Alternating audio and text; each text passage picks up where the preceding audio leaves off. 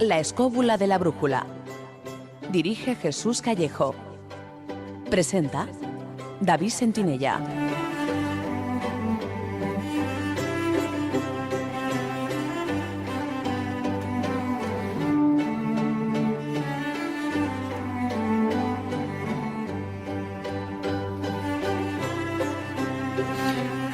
Buenas noches, amigos. Bienvenidos a esta nueva temporada de La Escóbula de la Brújula. Aquí estamos otra vez, tras las vacaciones, como ya dijimos, preparados para dar guerra sin cuartel a la ignorancia y al aburrimiento, y dispuestos a divertirnos y a aprender, hablando sobre todos aquellos temas que nos atraen, que atraen nuestra insaciable curiosidad, aunando viajes, historia, arte, ciencia, leyendas y misterio.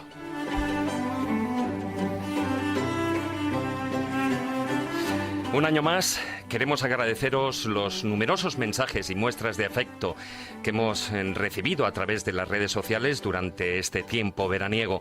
No nos cansaremos de decirlo. Sois la mejor audiencia que pueda haber y estamos orgullosos de ello. Así que en esta noche especial vamos a por la quinta. Y lo hacemos con un tema que de buen seguro habréis vivido durante estos meses. Porque ¿quién no ha estado en una fiesta popular durante estas vacaciones? Solo en territorio español hay tantas fiestas populares repartidas durante todo el año que es imposible no haber estado en alguna. Y al igual sucede en el resto del mundo. Estas fiestas han sido creadas por el pueblo y transmitidas de generación en generación. Sean de origen religioso o pagano, en ellas confluye el arte, la tradición y la espiritualidad, manifestaciones culturales que forman parte y enriquecen el patrimonio y la identidad de cada uno de los pueblos.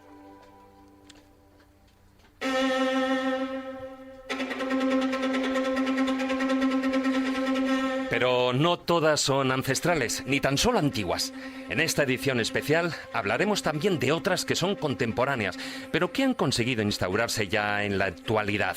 Como siempre, podéis participar con vuestros mensajes y comentarios y contarnos, cuál es vuestra fiesta popular favorita, las razones que la hacen especial, alguna curiosidad que habéis vivido en ellas, etc. No podéis hacerlo bien a través de Facebook, en nuestra página La Escóbula de la Brújula, o en Twitter, con nuestro perfil @escobuleros, y el hashtag del programa de esta noche es #Fiestas Populares, todo junto, #Fiestas Populares.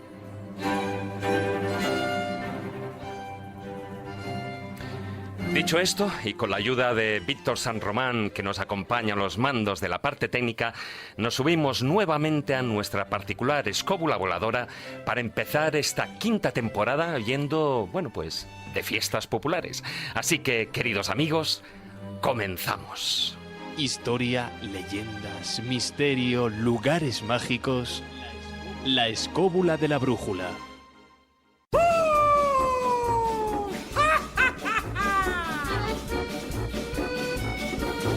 Una vez al año hay fiesta en la ciudad y París se vuelve loca de verdad. Cada hombre es un payaso en libertad y un payaso hoy va a ser el rey. Hoy el diablo es el que mueve nuestros pies, porque en este día todo está al revés y en la fiesta nadie es nadie si no es ¡Oh, destapatas arriba! Colectiva, hoy la escoria es un tesoro, pues es el día de todo al revés. Muy buenas noches, don Jesús Callejo. ¿Qué tal, David? Festivas noches. Festivas y con esta banda sonora del jorobado de Notre Dame de Walt Disney, evidentemente nos viene a ilustrar el que las fiestas populares, todo, absolutamente todo es válido. Bueno, casi todo, cuidado. Ni siquiera todo es válido en los carnavales. Y mira que ahí se produce todo tipo de reversiones e inversiones, que luego si eso lo explicaré. Pero es cierto que las fiestas es una válvula de escape. Eso lo decía desde René Guénon, por ejemplo, hablando de esoterismo, hasta cualquier historiador. Si no hubiera fiestas, habría una rebelión en cualquier pueblo. Sí. Eso es muy importante que lo sepan los nuevos políticos. También sirve el fútbol, sirven un montón de cosas. Al final, todos son fiestas. No, para que es verdad que hay fiestas que son religiosas, otras son políticas, históricas y muchas que son las ancestrales, como tú decías al principio. Que son las que a nosotros nos gustan. Que son las nosotros que nos gustan. Pasamos de fútbol, pasamos de política, eso lo dejamos para otros. Son las agrícolas, ¿eh? Sí, hombre, claro. Las fiestas de las siempre es lo que más nos gusta, es nuestra fiesta favorita. Sí, hombre, por supuesto. Y de la pesca, y de todo. Bueno, fíjate lo que decía Ortega y Gasset. Dime qué fiesta te gusta y te diré quién eres. O sea, que por las fiestas, por el gusto, por donde tú acudas, es de alguna forma revela tu personalidad. O sea, no es lo mismo que asistas a un carnaval disfrazado, que vayas a la Semana Santa de Cofrade o que vayas a la tomatina de Buñol. Cuidado. Pues yo te digo que es muy curioso porque en el fondo, y hablaremos de eso, ¿no? Muchas de las fiestas tienen que ver con ritos de paso, con ritos de iniciación, pero también tiene que ver con la personalidad de cada sujeto. Pasa lo mismo con los conciertos de música. Depende de dónde vayas también. Evidencia o manifiesta un poco quién eres. Así que vamos a hablar, yo creo que de un tema fundamental, no solo por la parte histórica, simbólica, religiosa, sino también porque afecta directamente a la personalidad y la identidad, no solo de los pueblos, sino de las personas. Ya sabéis, amigos oyentes, que la pregunta de antes no era con trampa. La cosa hay que decirlo, lo de que nos digáis cuál es vuestra fiesta favorita, las razones por las que a vosotros os gusta especialmente, esas anécdotas que habéis vivido en ellas, pues evidentemente, bueno, también como dice Jesús, pues nos enseñará un poquitín también de vuestra personalidad. Yo creo que sí. Sea de acá o de Allende los Mares. Vamos a ver, porque no solo vamos a hablar de fiestas hispanas, vamos a hablar de fiestas internacionales. Es verdad que muchas tienen elementos muy comunes, incluso hay algunas que están importadas de otros países, claro, ¿no? Por ejemplo, Halloween. Cuidado que todavía vamos a celebrar un día, el Día de Acción de Gracias, y le vamos a liar. Pero tenemos esa manía de copiar. Pero así como nosotros copiamos de fiestas anglosajonas, o norteamericanas en este caso, también en Sudamérica han copiado muchas de nuestras fiestas, lógicamente, pues por todo lo que tiene que ver de conquista de América, que también tiene mucho que ver con algunas de las fiestas que vamos a citar. Es decir, hay acontecimientos históricos que luego han marcado una identidad de ese pueblo. Y para remarcar, para rememorar, es curioso porque muchas de esas fiestas tienen ese objetivo. Es decir, vamos a celebrar la fiesta porque si algo bueno ocurrió ese día, de alguna forma renuevas ese ciclo cada año cuando lo celebras, si es el aspecto religioso espiritual. Claro. Miel sobre hojuelas, porque siempre hay alguna virgen, algún santo que hay que rendir honores, pero sí tiene que ver con una fiesta histórica. Por ejemplo, la batalla de Bailén, que se celebra todos los años en julio, es porque de alguna forma se está mandando un mensaje a los franceses. Sí. Pero cuidado, no lleguéis hasta aquí porque la batalla más catastrófica que perdieron las tropas napoleónicas fue, y bueno, para una que pierde hay que celebrarlo, ¿no? Gracias al general Castaños. Bueno, también por las montañas de Montserrat no estaría muy de acuerdo contigo, ¿eh? Lo de... ¿Cuál dices? Lo del tambor. El tamborilero, claro, lo del bruch. No, es verdad, pero a nivel oficial, nacional, la primera batalla que se pierda es como campo de batalla, me refiero, enfrentándose a otra cosa, son las guerras de guerrillas, ahí éramos campeones del mundo. Por supuesto. Y muchas de igual esas que en la fiestas, improvisación, está claro. Hombre, para eso somos únicos, pero cuidado, muchas veces la improvisación, si no está preparada con una estrategia, acabamos como acabamos. Muy buenas noches, maestro Juan Ignacio Cuesta. Pues nada, aquí estamos de nuevo hablando de fiestas que nosotros, bueno, a nosotros no nos gustan en particular, ¿no? No nos gustan las fiestas, no nos gusta el fiesteo, no nos gusta ir de pueblo en pueblo viajando, conociendo nuevas fiestas, a Jesús tampoco, pero al revés te lo digo, ya estamos en el mundo al revés, pero maese, hemos estado hablando de todas esas fiestas incluso religiosas que se han exportado, pero evidentemente no solo son las religiosas, sino también es dentro de las fiestas algo muy importante todas esas fiestas paganas cristianizadas y que se han convertido, bueno, y que iremos viendo a lo largo del programa más de una, el que se han convertido, han dejado de ser paganas y se han cristianizado y hoy en día las conocemos como tales. Bueno, pues sí, hay muchísima gente que ignora, por ejemplo, que cuando está celebrando la Semana Santa, está celebrando las procesiones que ya se hacían en el mundo romano a depende que diosas o depende que dioses. O sea, que todo el mundo está equivocado. Espérate, yo pensaba que se celebraba la muerte y resurrección de Jesucristo.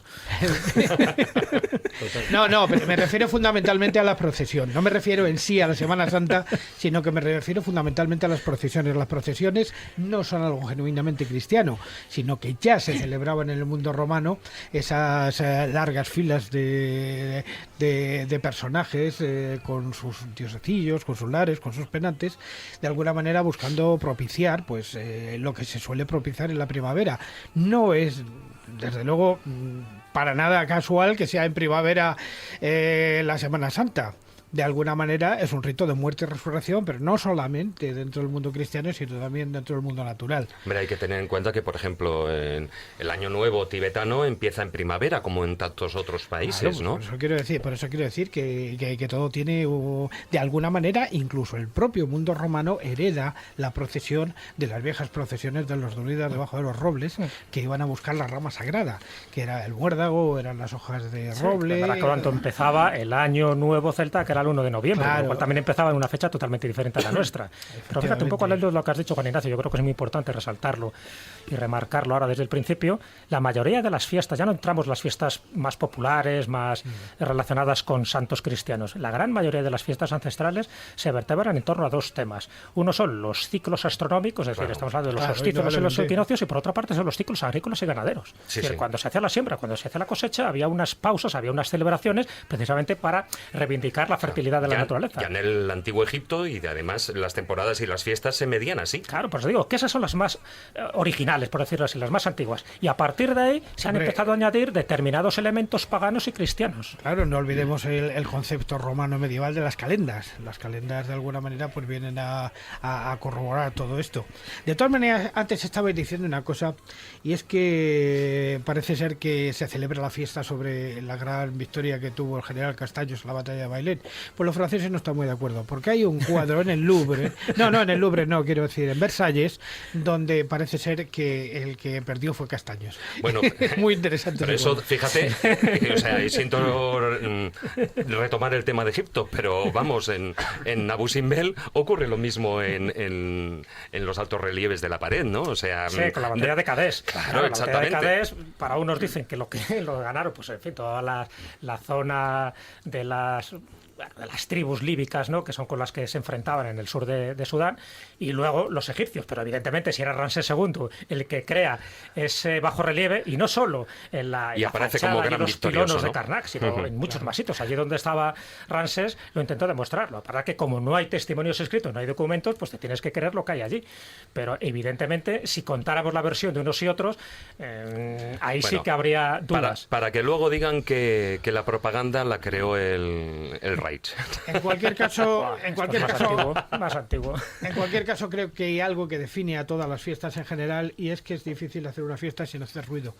Como si siempre se hubiera querido despertar, digamos, a los espíritus de la naturaleza a base de tamborradas y cosas parecidas, como por ejemplo en Calanda o en tantos otros sitios, ¿no? Muy buenas noches, don Marcos Carrasco. Hola, buenas noches, queridos amigos y queridos oyentes. Bueno, estamos hablando de estas fiestas paganas y antes de estas fiestas populares. Y antes decía que bien fueran de religiosas o paganas, bueno, pues en ello, en ese término de fiestas paganas confluyen el arte, la tradición y la espiritualidad, ¿no?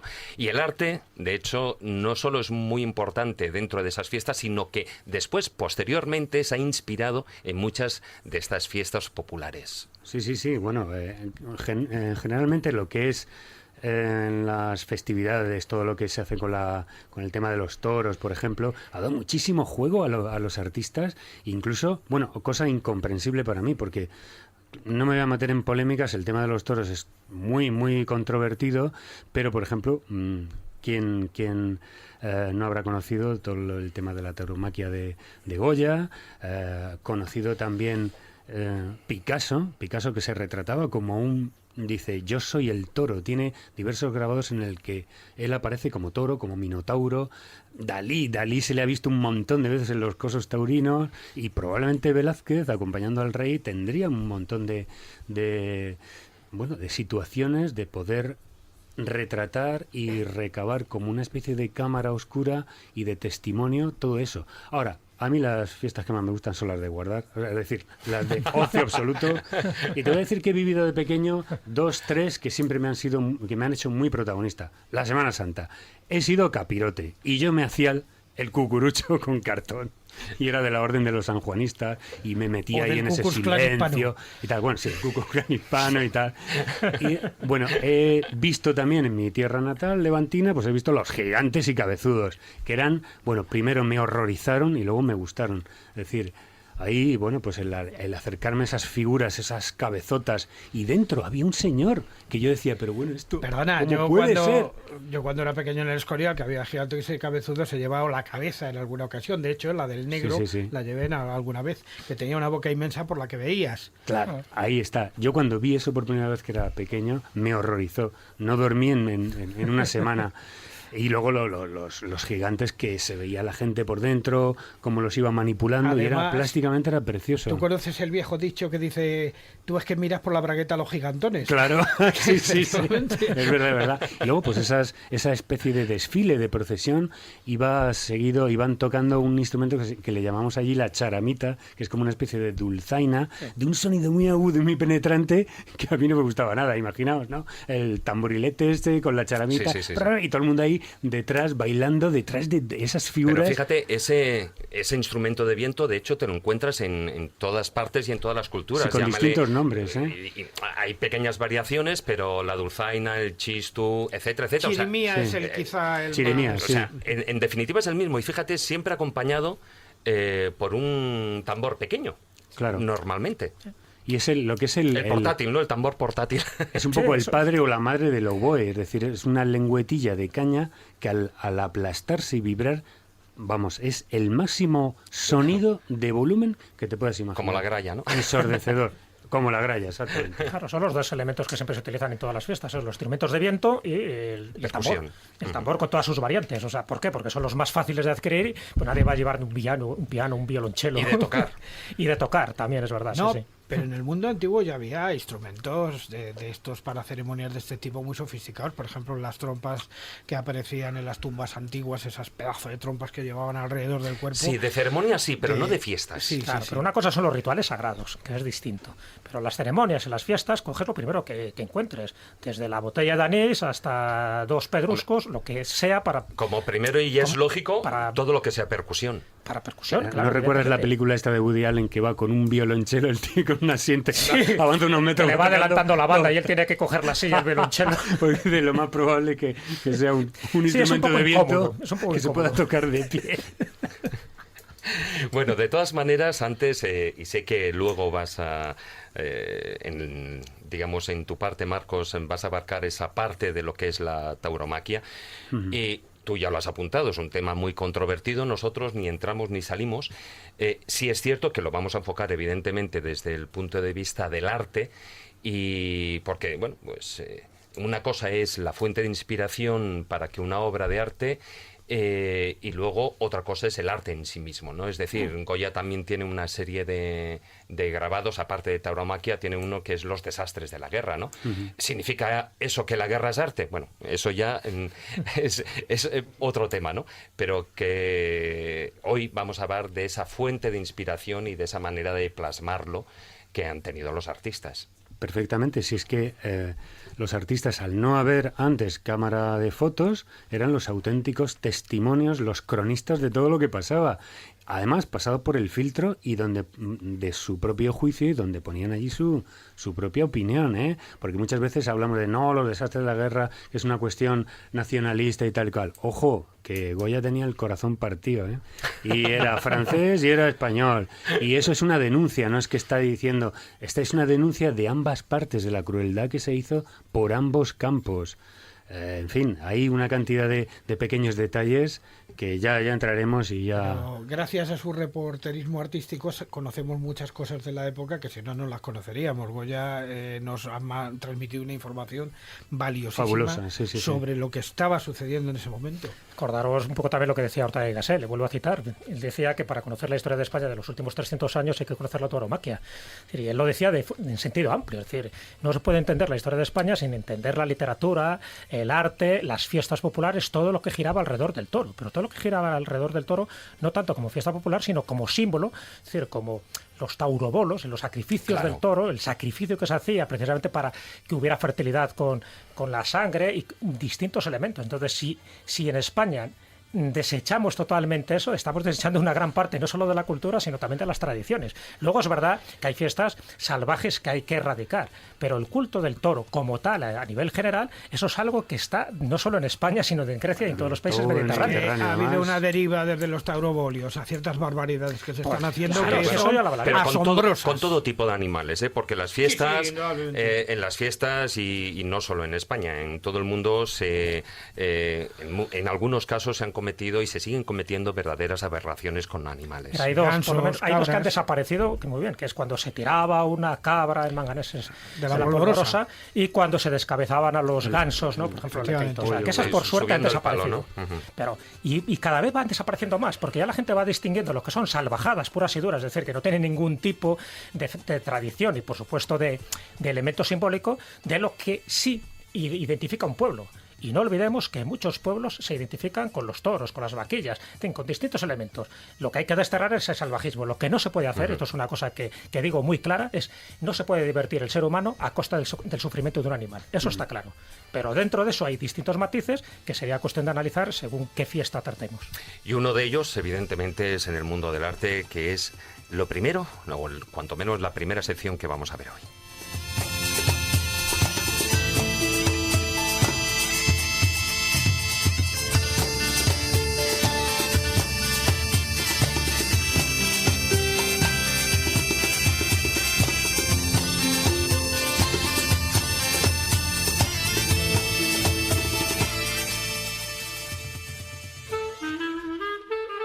La escóbula de la brújula.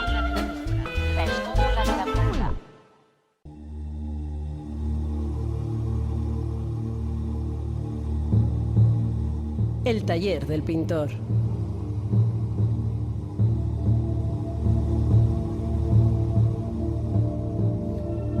Y como ya apuntamos, Marcos, hoy nos traes esa fiesta popular de la tauromaquia vista a través de lo que sería la mirada de un gran pintor, vamos, uno de los grandes, que es Francisco de Goya. Bueno, un gran pintor y un gran grabador, porque imaginaos que después de Alberto Durero y de Rembrandt se inventa las mejores técnicas, que es como si fuera el Photoshop de hoy. Es decir, él inventa el aguatinta y profundiza en la calcografía, en el lavado calcográfico, en lo que es en el buril. Es decir, pero bueno, antes de meternos en faena, fíjate, acabo de decir una palabra muy taurina. muy taurina. He hecho una rápida recopilación de todas las cantidades de que por nuestra médula corre todos estos dichos del tema taurino, ¿no? Bueno, una pequeña relación de frases hechas que la verdad es que las usamos a diario. Apretarse los machos, vamos a cambiar de tercio, estar al quite, no hay quinto malo, te voy a echar un capote, coger el toro por los cuernos, ánimo y el toro, te voy a dar la puntilla, decir, ver los toros de la barrera, tirarse, lanzarse al ruedo, que no te pille el toro, saltarse a la torera determinadas leyes, torear a alguien, hacer novillos, bueno, un montón, ¿no? Meterse en el embolado. Hacer de Don Tancredo. Sí, dar largas a alguien, a la limón. ¿Sabéis lo que es el limón? Cuando en tiempos de Goya se cogían entre dos toreros la misma capa, ¿eh? Por eso, bueno, un poco mi exposición es ver cómo de alguna forma tenemos noticia de los toros desde el tiempo de los romanos, que lo introducen así en plan lucha de fieras, animales contra animales, hombres contra animales. Luego ya pasamos a la Edad Media, bueno, pues desde el siglo XIII y en época de Alfonso X ya empezamos a tener noticias de la fiesta de los toros y de los juegos de toros, como lo llaman ellos, hasta que prácticamente en el siglo XVIII es cuando empieza a modificarse, porque la fiesta que tenemos hoy, ha sufrido muchísimas transformaciones, y lo que tenemos hoy, que se divide, pues como sabe la mayoría de las personas, por tercios, es decir, empieza el paseillo, luego hay un primer tercio de varas, que es como el recibimiento de ese toro que sale de los toriles, que hay que empezar a fustigarlo para que pierda bravura, porque si no lo que es el matador no puede hacerse con él. El segundo tercio, que es el tercio de banderillas, y el tercio de la muerte, donde está el tema del estoque, la puntilla, toda esa serie de bueno, de palabrejas que nosotros tenemos ya asumidas en nuestro inconsciente, sí, inconsciente, es decir, sí. bueno.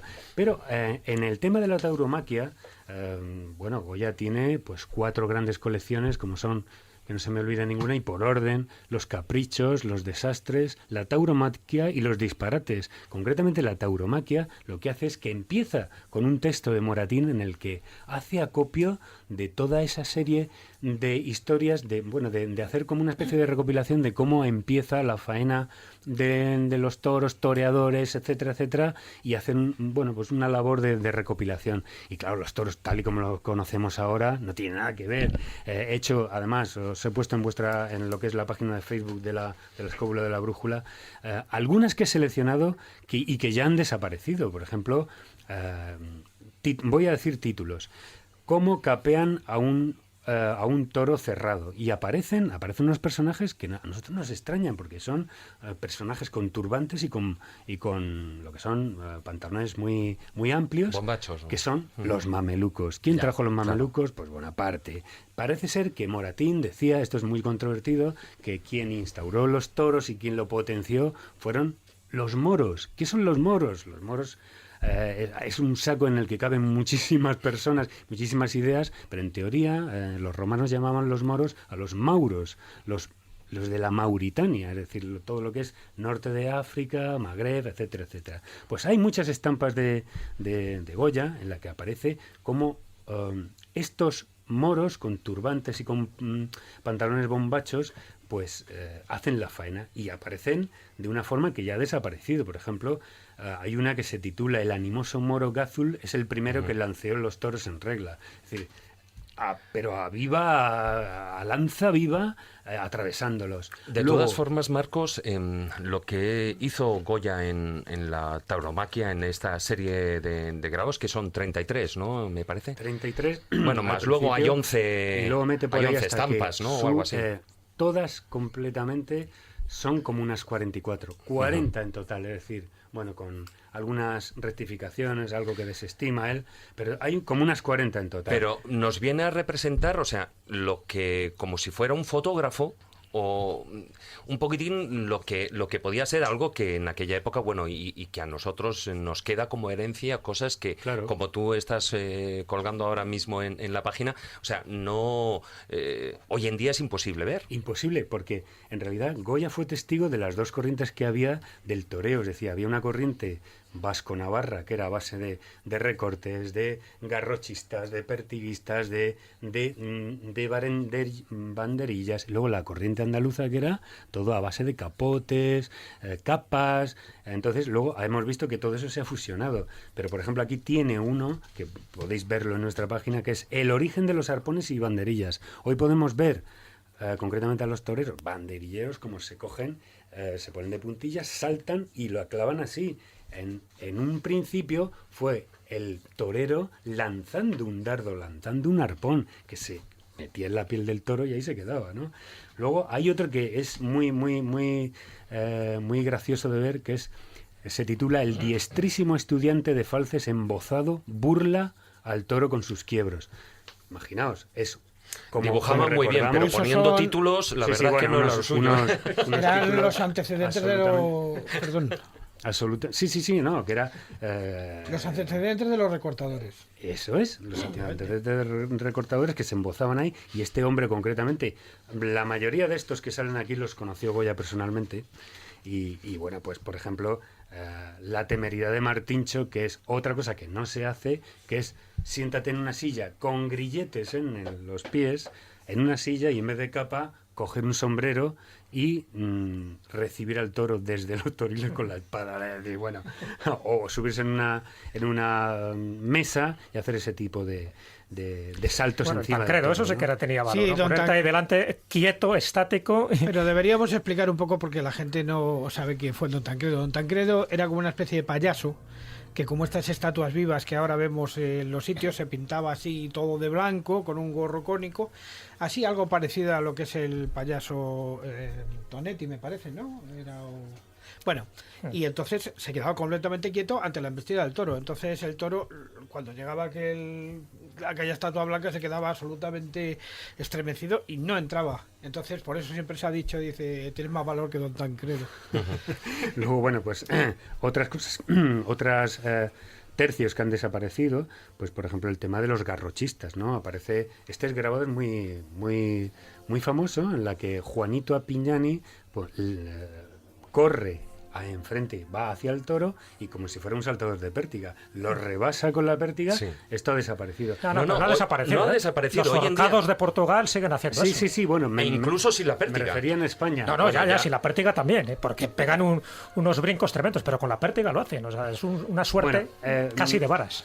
Lo vais a ir viendo en lo que es nuestra página web. Por ejemplo, echaban los perros al toro, una jauría de perros, desde el caballo también no se paraba para matar al toro, desde arriba se mataba al toro desde el propio montura. Luego he localizado uno que es increíble porque es como un rodeo, es decir, un tal Mariano Ceballos se sube encima de un toro como si fuera un rodeo y va dándole, se va encabritando y bueno, toda una serie de transformaciones que hoy han dado lugar a todo lo que hoy conocemos, pero a mí lo que me hace gracia de esto es que, hombre, qué español es Goya porque está retratando todo esto y está poniendo de alguna forma el acento a la españolidad. Bueno, esto cuando lo vieron los franceses les llamó muchísimo la atención porque era parte como una especie como del salvajismo español y el orientalismo que también despedía todo esto. Y no tuvo ningún éxito, o sea, no se vendió. Lo único que se vendió lejanamente fueron Los Caprichos, ¿eh? Todas las demás series que hizo en vida de Goya no tuvieron ningún éxito. Y era un poco lo que decía antes, ¿no? Que parece ser que Goya estaba haciendo como una especie de crónica de lo mucho que le gustaban los toros y en realidad lo que estaba realmente es denunciando todas estas atrocidades que se hacían, pero las retrataba cruelmente, haciendo de su mirada como si fuera una cámara oscura, y es el primer reportero gráfico, tanto el primer reportero de guerra con los desastres de la guerra, como el reportero del tema de los toros, ¿no? Es, de alguna forma, lo que hemos dicho antes, con la cuestión de los desastres de la guerra. Cuidado que no es un arrojo de nacionalismo, está denunciando a los dos bandos, puesto que este hombre tenía también parte en los dos, tanto en franceses como sí. y bueno, y políticamente fue muy moderado, ¿no? Bueno, al final muere en Burdeos, se tuvo que ir a España. Muere en Burdeos, exactamente. Bueno, hay una cosa que quería comentar. Cuando él vuelve y quiere dejar y jubilarse de su oficio de pintor de cámara, no como de primer pintor de cámara, le cede a este derecho, este puesto de trabajo a Manuel Vázquez, que es quien le pinta el famoso cuadro que tenemos nosotros de Goya, es decir, de la idea que tenemos de Goya y del cual también se basa Mariano Benlliure en hacer la famosa escultura de la entrega de los premios Goya, que además yo he ido a la fundación que es José Luis Fernández quien lo hace, y dice, bueno, todos los años cuando hay los Goya vienen aquí los periodistas a ver cómo se hace la fundición de esto. Simplemente eso. De todas maneras, un pequeño apunte nada más. En Los Caprichos de Goya, quiero decir, en la serie de Tauromaquia de Goya aparece la labor de los garruchistas, pero los garruchistas, lejos de los que se pueda pensar, no forman parte del espectáculo de la tauromaquia única y exclusivamente, sino que tienen su origen en lo que es la conducción de las reses en los campos parte de los mayorales, o sea, que se hacía con las picas y les iban dando achuchando, a los toros, iban achuchando y pinchándoles a los toros, sí. porque eso yo lo he visto, o sea, no lo he visto en un coso taurino, lo he visto en los campos. Bueno, pues dejamos a Goya y con su tauromaquia y nos vamos con otra fiesta, bueno, pues no tiene nada que ver con la religión incluso, ni con la antigüedad, pero sí que es muy bonita.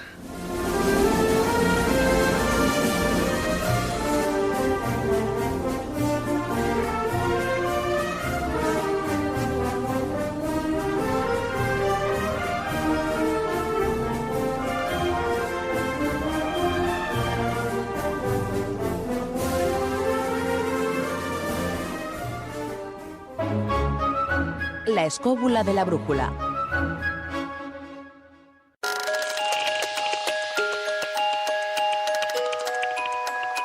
Historias bífidas.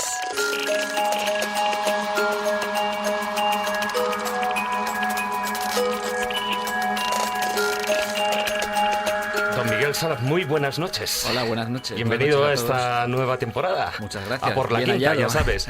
Luego al final sí. del programa, entre todos los que estamos aquí, haremos ese grito de guerra, ¿no? El de a por la quinta. No sé si ganaremos alguna copa o no, pero oye. Ya lo decía Marcos al principio, no hay quinto malo. No, desde luego. No las ganamos, las tomamos. Sí, bueno, los quintos los tomamos, sí. Bueno, para que no lo sepan, los quintos son de cerveza, evidentemente. Eso es. Digo porque no todos los oyentes conocen ese argot. Bueno, si vamos, los quintos eran precisamente los que iban a filas. Claro, por eso digo. O sea que Bueno, cambia. y como antes decía, la fiesta que nos traes es de esas fiestas que al principio, en la introducción, apuntaba que no es una fiesta antigua, pero que sí, cuanto menos es deliciosa de ver, es todo un espectáculo y además es de esas fiestas nuevas que ya han quedado instauradas en la sociedad y no solo en una ciudad, sino en muchas. Efectivamente, cuando surgió el tema del programa, ¿no? Y nos dijo el señor director que había que buscar alguna fiesta popular, Herr Director. Que no me enteré yo que nos buscó una fiesta. Yo pensé, digo, bueno, pues yo tengo a mano China, Taiwán, he ido a muchas fiestas muy unas cercanas, pintorescas, muy cercanas. pero luego lo pensé y una de las fiestas que me ha impresionado a mí ha sido esta fiesta de las cometas, la fiesta del Aquilone de Urbino, donde tuve la fortuna de vivir un año, cuando era lector de español allí, ¿no? Después yo venía de Nápoles y... Pobrecito, tampoco ha viajado y No. recalé en Urbino sin saber prácticamente nada de la ciudad y nada en absoluto de la fiesta y me la encontré, como quien dice, de morros, así, a los 2 días de llegar, ¿no? Y bueno, es cierto que es una fiesta, no es una fiesta religiosa, no es una fiesta relacionada con lo mágico, con lo histórico, pero es una fiesta ya decana, es la fiesta más antigua de todas las fiestas del Aquilone de la cometa en Italia. Llevan este año, va a ser la 61ª reunión para volar cometas juntos, que es básicamente en lo que consiste la fiesta, ¿no? Uh-huh. Y bueno, no es una fiesta especial ni particular de Urbino, pero la elijo primero porque es la más antigua, segundo porque Urbino es una ciudad maravillosa, merece la pena visitarla siempre, por supuesto con las cometas mucho más, pero es una ciudad con un legado histórico maravilloso, donde nació Rafael. Yo recuerdo que daba clase en un palacio del siglo XVI, con frescos en los techos, que abría la ventana de mi despacho y estaba allí el Duomo y estaba el Palacio Ducal, y bueno, claro, un auténtico privilegio, ¿no? Y tercero, pues porque viví allí y, como dije hace unos minutos, pues la disfruté, ¿no? En persona. De todas maneras, a ver, la fiesta como es, de repente es un concurso, todo el mundo echa las cometas a volar, o sea, de repente se apaga el sol, ponte tantas cometas. ¿Cómo funciona? La fiesta, y luego os he traído una descripción de un escritor de Urbino que hace una pequeña descripción de un vuelo de una fiesta. La fiesta es una mezcla. Bueno, los italianos ya sabéis que son muy competitivos, muy picajosos y que tienen todas estas tradiciones antiguas, y va un poco pues como la fiesta de esta fiesta de Siena, de las carreras de caballos, ¿no? Sí. Del palio. Y entonces hay una serie de escuadras, de equipos que van por barrios y que se presentan al concurso de manera colectiva. Y luego hay diferentes premios. Por ejemplo, a la cometa más grande, a la cometa más pequeña, que es muy curioso, a la cometa con mayor virtuosismo técnico, es decir, más compleja, a la cometa bidimensional más bonita, porque ya las hacen, pues ya sabéis cómo son de estas de diferentes pisos, y luego hay un premio que es el Pietro Sanchini, que es el al cometista del año, hay un premio Giovanni Pascoli, que es al mejor joven cometista, luego hay un premio a la mejor cometista, y luego hay un premio al equipo, a la contrada, como lo llaman ellos, mejor organizada, ¿no? Entonces, las contradas, menos una que se llama Hong Kong, pues por un homenaje a la lejana China, las contradas son los nombres de los barrios, ¿no? Pues Duomo, San Paolo, Mazzaferro, San Bernardino, Monte, en fin. Son 10 equipos y cada uno tiene sus colores y van con sus banderas medievales, van haciendo su desfile.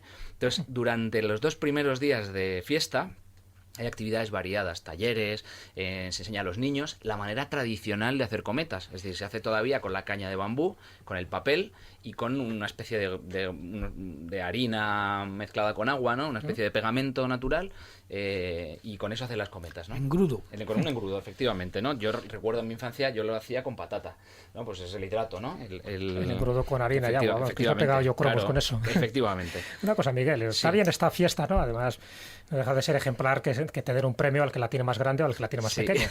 Pero por el origen, ¿tú crees que puede proceder de China? Porque hasta donde yo sé, en China es donde se empezaron a volar las primeras cometas y donde se hacían las primeras fiestas. Que esto luego se traslade de Occidente a Italia, no me extrañaría que tuviera ese origen chino, porque además se sabe que había mucha mercancía china, sobre todo a partir del siglo XIV. Efectivamente, bueno, a todos se nos va a la cabeza a la figura de Marco Polo, ¿no? En el siglo XIII, y la intención de la fiesta es conmemorar todos esos conocimientos orientales que Marco Polo trajo de vuelta de sus viajes a Italia, ¿no? A Venecia en este caso, y entre ellos la cometa, ¿no? Es cierto que, por ejemplo, yo luego leyendo una obra de teatro preciosa, que ya nadie se acuerda de ella, de Agustín de Foxá, de este poeta y dramaturgo que le van a quitar la calle ahora, que le van a quitar la calle, y es una pena, porque era un gran escritor, ¿no? Sí, lo que pasa es que la gente la asocia por franquista. Claro, sí, efectivamente. Fue falangista de los primeros, de aquella camarilla de José Antonio que iban a la Ballena Alegre y demás, pero luego es cierto que se diluyó su situación, ¿no? Cuando la falange se fue apartada. Pero este tiene una obra preciosa que se llama Kui Ping Xin, que es la historia de una princesa china, y en ella hablan de las cometas, y de unas cometas muy particulares que parece que sí existían en China, que son las cometas espía, que se utilizaban para vigilar a los ejércitos enemigos. O sea, los antiguos drones. Son los antiguos drones. Los antiguos drones. A falta de una paloma. Se subía un tío a la cometa. Claro, porque no tenían cámaras. Valor, ¿eh? Solía morir casi siempre. Sí, bueno, de vez en cuando se caía. Entonces se subían a la cometa y desde arriba, fijaos qué inmensas cometas y qué bien diseñadas para que resistir el peso, pues los 60, los 70, los 80 kilos de un tío que se subiera. Me imagino que los elegían pequeñitos como los jockeys, ¿no? Sí. Claro, pero aún así, entonces sí es verdad que... Y mudos por aquello de sus gritos de terror. Sí, también. Porque si gritan y los oyen los contrarios, pues ya pierde la gracia. Claro. Pero sí que es cierto que en China existe una gran tradición y dije, pues mira, así relaciono esa instancia de Urbino con luego la posterior de China. Y es cierto que es una... Yo tuve la suerte, cuando llegué a Urbino, de alquilar un apartamentito, una habitación en la casa de un señor que se llamaba Maggi de apellido, que era el director de la Asociación de Deportes con Aquilone, ¿no? Con Cometa de Italia. Entonces, claro, el tío pero si es que acabas de llegar, pues dentro de 2 días es la fiesta de las cometas, y me enganchó y me llevó allí y la viví de primera mano, ¿no? ¿Te enganchó en una cometa? No me puse a espiar a nadie. Por cierto, empieza mañana. La de este año, la 61ª, empieza mañana mismo. Dura hasta el domingo, mañana sábado. Sábado y dura hasta el martes. Y nada, y os he traído un fragmentito de Luca Piro, que tiene una pequeña descripción que es tal cual la viví yo cuando llegué. Y dice: es la fiesta de las cometas. Desde la explanada, las torres del palacio de Federico de Montefeltro, el legendario duque de la nariz partida, parecen de turrón. Las casas, que escapan ya a los mordiscos de los declinantes rayos de sol, se apiñan en la ladera umbría como un rebaño asustado. Faltan 10 días para el inicio del curso. Todas las gentes del pueblo, entre las que se mezclan algunos estudiantes tempraneros, se han reunido en la verbena, con la vista vuelta hacia el cielo, atenta a las tremolantes cometas, elaboradas para la ocasión con los viejos métodos artesanales importados de China por Marco Polo. Parecen fragmentos de una vidriera esparcidos sobre un tapete de terciopelo azul.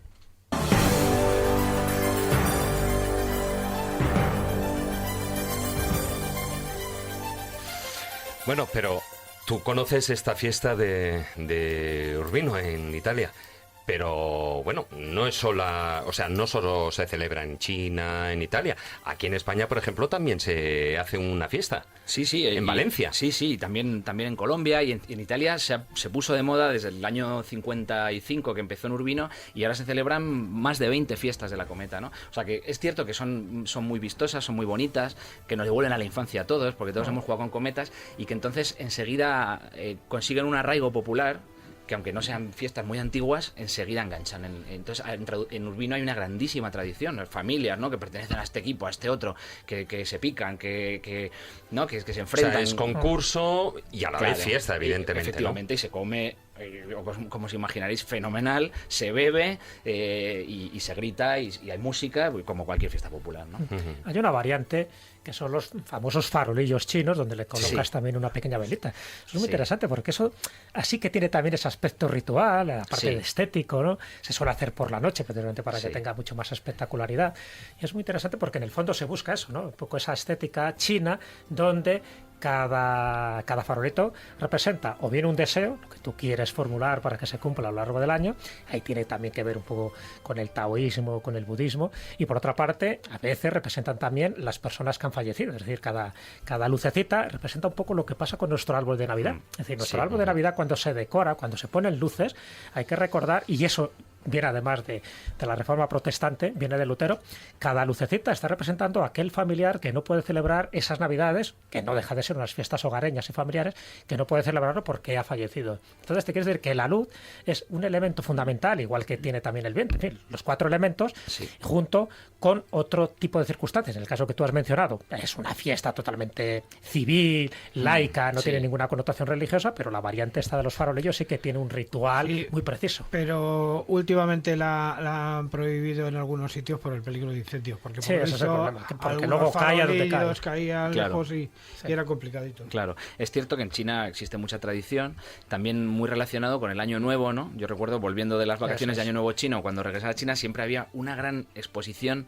de lámparas hechas de tela ya, relacionadas con el animal que regía el año según el nuevo año, ¿no? Recuerdo, por ejemplo, una cosa horrorosa que en el parque donde lo hacían, que el año del tigre, que lo pasé allí, el último, cogían ya al tigre de la Disney, de Winnie the Pooh, ¿no? Y entonces utilizan con los diseños tan bonitos que tienen y el arte, ¿no? tan interesante que tienen, sin embargo, pues buscan referentes modernos, claro, y americanos, occidentales, que es lo que se lleva ahora, y a los niños es lo que les gusta. Hombre, claro, fíjate, hemos comentado, tú has dicho los farolillos en una película de Disney nuevamente, Rapunzel, o sea, una de las escenas más bonitas y además con el tema musical posiblemente más bonito de toda la película de dibujos animados es precisamente cuando echan los farolillos al viento, ¿no? A volar. ¿Cuántas veces has visto la película? Pues es unas cuantas, unas cuantas. Esto de tener niñas. No, pero no solo eso. Yo, ya sabes, yo soy un Peter Pan, y no te rías porque como casi todos los que estamos aquí en el estudio... ¿Qué vas a contar? Y entonces, yo lo siento, pero los dibujos animados... Hay en la puerta un cocodrilo que pregunta por ti. Sí, ¿no? Que tiene un reloj. De todas maneras, Miguel, y para ir terminando... Tiene que ser una gozada de repente ver cientos de cometas volando. Yo recuerdo que lo primero que pensé es que parecían caramelos, ¿no? Tan altas, ¿no? De tantos colorines. La gente lo pasa tan bien, porque es verdad que simbólicamente la cometa es un juguete muy poderoso, ¿no? Porque es ascendente, porque te lleva lejos, porque te hace volar.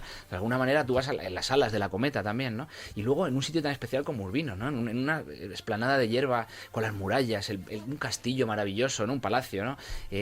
Aprovecho para recomendar a la gente que cuando viaje a Italia, si puede y tiene tiempo, viaje a las Marcas, ¿no? A la región de las Marcas, Le Marche, ¿no? Que es donde está Urbino.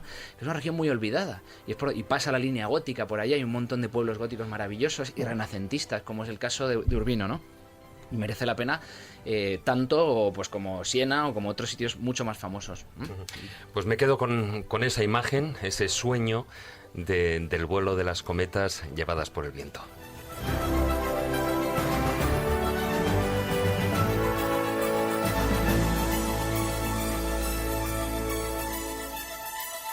Bueno, y Jesús, y seguimos, digamos, dentro de ese pequeño apartado que he querido hacer dentro de esas fiestas, digamos, curiosas, que no tienen nada que ver. Bueno, la tauromaquia sí que puede tener, evidentemente, con ritos paganos, pero también hay otras fiestas, y aquí, por ejemplo, en España, que tienen un origen insólito, absolutamente insólito.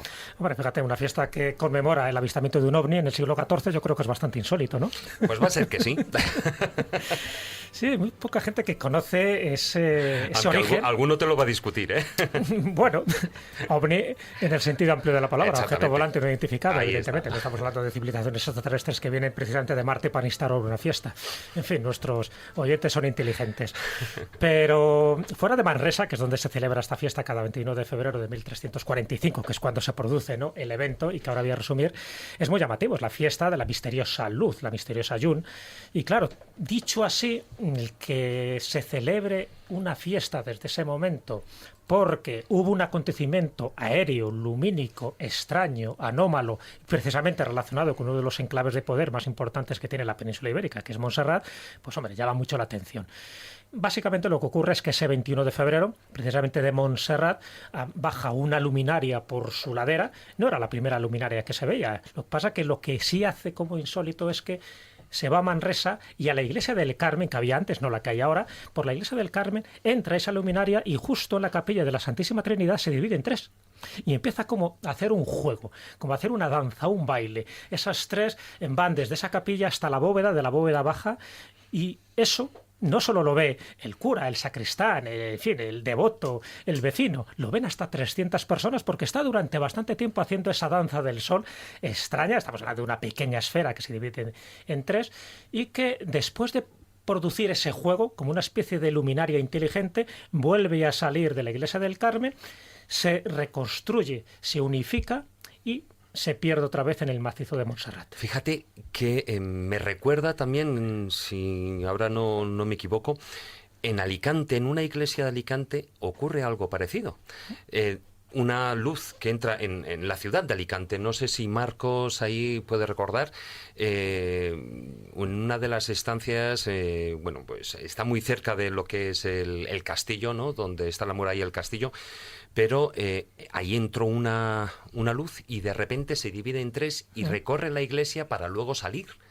Entonces, pero allí no sé si se hace, sí que existe esa leyenda, pero no se hace cuanto menos no se esa recuerda. Conmemoración de la misteriosa llum de Manresa, ¿no? Claro, lo curioso de esta fiesta es que esto que te cuento, bueno, no deja de ser una leyenda que tiene mucho que ver con las luminarias, tantas y tantas hay, y muchas más asociadas a la Virgen, pero la Virgen como una luz que luego se convierte en una aparición. En este caso es que hay un acta notarial, se puede decir que es el acta notarial más antigua de la que tenemos constancia sobre un avistamiento ovni.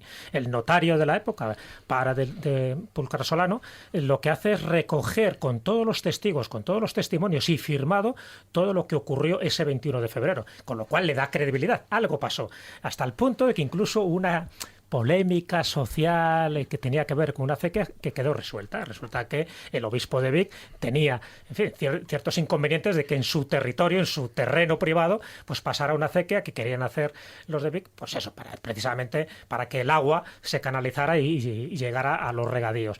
El obispo, por entonces los obispos tenían mucho más poder, dijo que no, y esta luz, este milagro, este prodigio, se convirtió como una especie de señal divina para que el obispo de Vic reculara y dijera, oye, pues a lo mejor esto es una señal para que yo no me obceque, para que no sea tan cabezón y deje construir esa acequia por mis territorios. O sea que aquí se dan varios elementos. La multitud de personas que lo llegan a ver, hasta 300 según este acta de Pere de Pulcro Solano, la luminaria inteligente, que no deja de ser algo llamativo que se produzca con esta... ¿cómo decir? Con este itinerario y con esta frecuencia, porque además ya digo que fue muy curioso el ritual y la danza que hizo, y por otra parte que una circunstancia civil y totalmente profana como era una acequia, pues quedará resuelta gracias a esto. Entonces, bueno, eso llama la atención porque no es normal dentro de este ámbito que no es puramente religioso, porque la luz, y esto es muy interesante reseñarlo, no se asocia a ninguna divinidad, como sí suele ocurrir, por ejemplo, con todas las cosas que ocurren durante la Reconquista. Luces que toman partido por una determinada batalla y que luego se identifica o bien con la Virgen, o bien con Santiago Apóstol, o con el que sea. Sí. Entonces, bueno, se puede decir que la única fiesta de la que tenemos constancia en España desde el siglo XIV que se viene rememorando la misteriosa Llum con un acontecimiento, vamos a llamarle lumínico, vamos a llamarle ufológico. Y luego también hay otra cosa, bueno, en España se celebran muchas fiestas populares íntimamente relacionadas con el fuego. Algunas de ellas, bueno, pues son evidentemente también relacionadas con la naturaleza, etcétera, etcétera, pero hay una noche de las hogueras, que es en Agullén, que sí que, bueno, cuanto menos tiene un tinte diferente. Sí que guarda una relación con, por ejemplo, bueno, con una enfermedad. Sí, con la peste también, fíjate, era muy llamativo. Hay varias celebraciones de este tipo, ¿no? La de Agullén, en Valencia, es una de las que vamos a elegir como representativa de que en aquellas épocas de epidemia, claro, la epidemia se consideraba como una maldición, como un castigo de Dios. Es decir, algo hemos hecho para que venga esta epidemia y esté diezmando a la población. Entonces hay que hacer algo para aplacar las iras divinas, que normalmente era aplacar a Dios, a Jesucristo o a alguna entidad que había tomado cartas en el asunto. ¿Qué ocurre en Agullén? Pues Es una fiesta que además tiene un origen muy concreto en el año 1600, en honor a San Vicente Ferrer, porque, bueno, ya sabes que San Vicente Ferrer en Valencia, bueno, pues es casi el recordman de todos los santos, es el que más milagros tiene atribuido, pero el que más milagros tiene atribuido en listado, o sea, se le atribuyen incluso milagros que él no hizo, pero bueno, da igual. en el libro Guinness de los récords, San Vicente Ferrer gana a Santa Teresa de Jesús, o gana, bueno, ya no te digo a Jesucristo, que le gana por goleada. Entonces, es curioso, ¿no?, lo de San Vicente Ferrer. Bueno, pues aquí hace otro milagro posterior a su muerte, evidentemente. Ya sabéis que San Vicente Ferrer es del siglo XV y aquí estamos hablando de un milagro de 1600. Esta noche de las hogueras, la nit de les fogueretes, lo que hace es rememorar una curación, que era la de la peste, protagonizada por San Vicente. ¿Qué es lo que hace San Vicente? Que se aparece en el momento más oportuno. El cura de la época se le ocurre decir, bueno, vamos a ver, tenemos aquí un aceite dentro de la iglesia que es milagroso. Entonces, ese aceite vamos a ver si ungimos a aquellos que tienen las bubas, es decir, los que tienen todos los síntomas de esta enfermedad, y a ver si se cura. Pero claro, solo con el aceite evidentemente no hacía nada. Y aquí es donde entra la leyenda milagrosa, hasta el punto que se llaman las fiestas del milagro. Y se celebran el 3 de septiembre. El mismo San Vicente Ferrer se aparece. ¿Y se aparece para qué? Para ir a la lámpara del aceite y ese aceite, esa lámpara es encendida por el propio San Vicente Ferrer y justo cuando le es encendida le otorga todos los poderes terapéuticos y taumatúrgicos que te puedes imaginar. Y justo ya en ese momento el aceite sí que consigue curar y sanar la peste. Entonces, en conmemoración que a partir de ese momento todos los vecinos milagrosamente son sanados, pues empieza a celebrar cada 3 de septiembre estas fiestas, estas hogueras, la nit dels fogueretes, para rememorar el que fueran librados de la peste. ¿Por quién? Por San Vicente Ferrer. Un milagro más. Un milagro más, bueno, y ahí, pero no solo ocurre en digamos, esta fiesta de las hogueras. ¿Alguna otra también tiene alguna relación con enfermedades, con la peste? Sí, o la procesión del humo, en la que es en Arnedillo, en La Rioja. En este caso, hay distintas versiones, ¿no? La versión más correcta no era la peste, yo creo que era una viruela negra, que es la que causa una gran mortandad en esta localidad riojana. Aquí hablamos de una fecha posterior, de 1888, y lo mismo, es decir, hacen una cosa muy curiosa en este caso, ¿no? Porque tenían varios santos en la iglesia, entonces dicen, bueno, ¿quién es el que nos puede librar de esta epidemia, ¿no?, de esta viruela negra que realmente estaba haciendo estragos? Bueno, pues lo que hacen es que, como con la ciencia no sabían cómo aplacar aquello, pues acuden a la fe. Y la fe, ¿qué era? Poner una vela en cada uno de los 7 santos venerados en la localidad. De tal manera que la última en consumirse sería aquel santo que saldría en procesión precisamente para implorar. Claro, ¿quién ha ganado el concurso? ¿Quién ganó? San Andrés. Pues ya está. San Andrés. Esta vez le tocó en suerte a San Andrés y entonces el 30 de noviembre se hace la procesión del humo de Arnedillo en honor a San Andrés, que evitó pues que queda diezmada la población por culpa de aquella viruela. O sea, que para que veas cómo este tipo de circunstancias, en principio, tienen que ver, pues en fin, con las epidemias de las que no se libraba nadie, pero siempre hay un santo por medio y el pueblo llano asocia el que se libraran de esa epidemia. Es verdad que siempre hay un elemento sobrenatural, porque si hubieran muerto por proporción o por estadística no hubiera pasado nada, pero es verdad que la leyenda remarca que desde ese momento la gente se cura. Bueno, pues también vamos a hilar ese tema con el que viene a continuación, porque en algunos casos, como tú bien dices, la gente se cura y eso se conmemora. En algunos lugares se conmemora de una manera tan extraña, sí, que incluso ha sido calificado, y es algo ya muy conocido por el periódico The Guardian, como la segunda fiesta más extraña del mundo.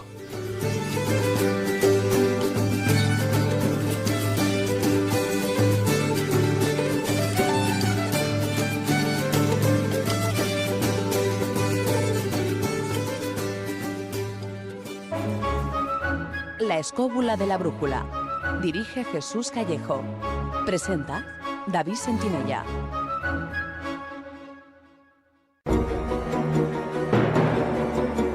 De tumba en tumba.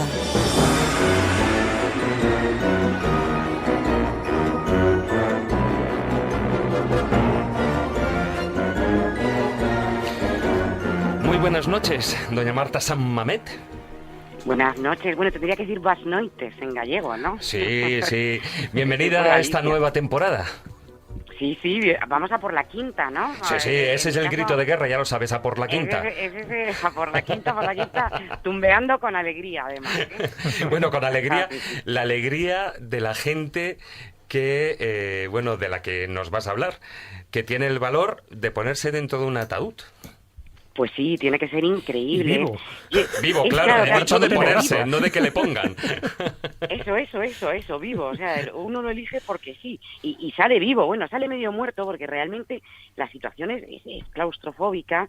Son lo que tú decías, pues cuando la necesidad se aprieta, pues uno hace pactos con quien sea, ¿no? Y en este caso, pues lo que se hace es una promesa a Santa Marta, en el caso de que haya curación, que siempre se da el caso, claro, pues ir en el ataúd. Otros van andando de rodillas, pero bueno, en este caso sí que es una cosa alucinante. Estamos hablando de Santa Marta de Ribarteme, en As Neves, en Pontevedra, y claro, como todo lo gallego tiene una mezcla de fe, sé por supuesto de la gente que va allí, pero también se ha convertido ya en una fiesta, pues es un poco morbosa sobre todo para ciertos medios, porque es lo que tú decías, ¿no? The Guardian lo califica como la segunda festividad más rara del mundo, que si os preguntáis cuál es la primera, a mí me ha costado dar con ello, pero es el Festival de Lodo de Corea del Sur, que en fin, yo me quedo con lo de los ataúdes. Bueno, eso es porque The Guardian no conoce las fiestas de Escobulandia. Si se pasara por ahí ya ni te cuento. Cuidado, Marta, que justo en esta semana se ha celebrado la tomatina de Buñol y ya están diciendo que es la más rara. Está ganando puntos, dentro de esas encuestas que están haciendo. La tomatina ya empieza a ganar puntos de que puede ser la primera más rara del mundo. Bueno, posiblemente. También es estrambótica, pero a ver, tú vas a la tomatina y no te sorprende tanto como ver a una gente ahí en unos ataúdes abanicando. No, desde luego, como fiesta morbosa, gana Santa Marta de Ribarteme. A nivel visual tiene su impacto, A nivel visual es alucinante, porque además, claro, los ataúdes están allí en propiedad, son de la cofradía, y entonces uno llega allí y no tiene que hacer nada más que buscarse a 6 personas, bueno, en realidad 4, 2 de guardia, para que le puedan cargar a hombros. Y es una procesión que son 600 metros, porque sale de una iglesia muy pequeñita, va al cementerio y regresa. Pero claro, es hora y media de procesión bajo el sol, 29 de julio, que en Galicia parece que no, pero aprieta, pues hombre, realmente es un poco espectacular. Este año además ha sido muy curiosa porque, claro, impacta y conmueve. Por ejemplo, había un ataúd de niño, de un bebé de 11 meses, lógicamente el niño no iba dentro del ataúd, cuando, contrariamente, fíjate, antiguamente sí, porque estamos hablando de una tradición del 1700 y ya de los años 60 hay archivos en los que se ve a niños un poquito más mayores dentro del ataúd. O sea que cuando uno se curaba había que hacer eso. Ahora, este año el bebé iba en brazos de su madre, un bebé de 11 meses que se había curado de una enfermedad bastante seria y que tenía ahí una carita de no entender mucho lo que estaba pasando, porque además la promesa implica el vestirse con una mortaja, una especie de túnica, y es la mortaja con la que realmente te van a enterrar. O sea, es una cosa extraña.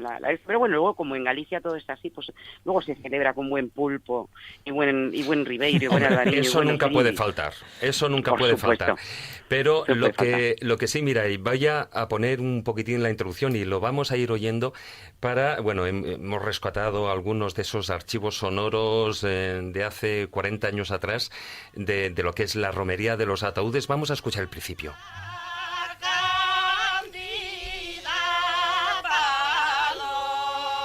Dice Santa Marta.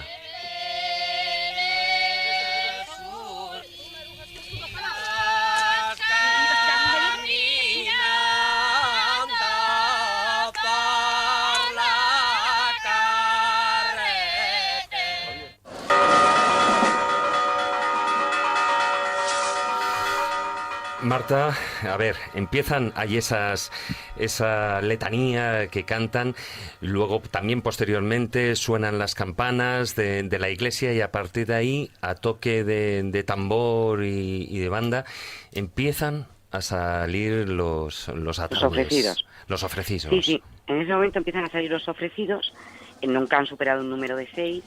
Aproximadamente siempre hay 5, una cosa así, que además si faltara un ataúd, tú puedes llevarte el tuyo. O sea, tú puedes alquilar un ataúd para este momento.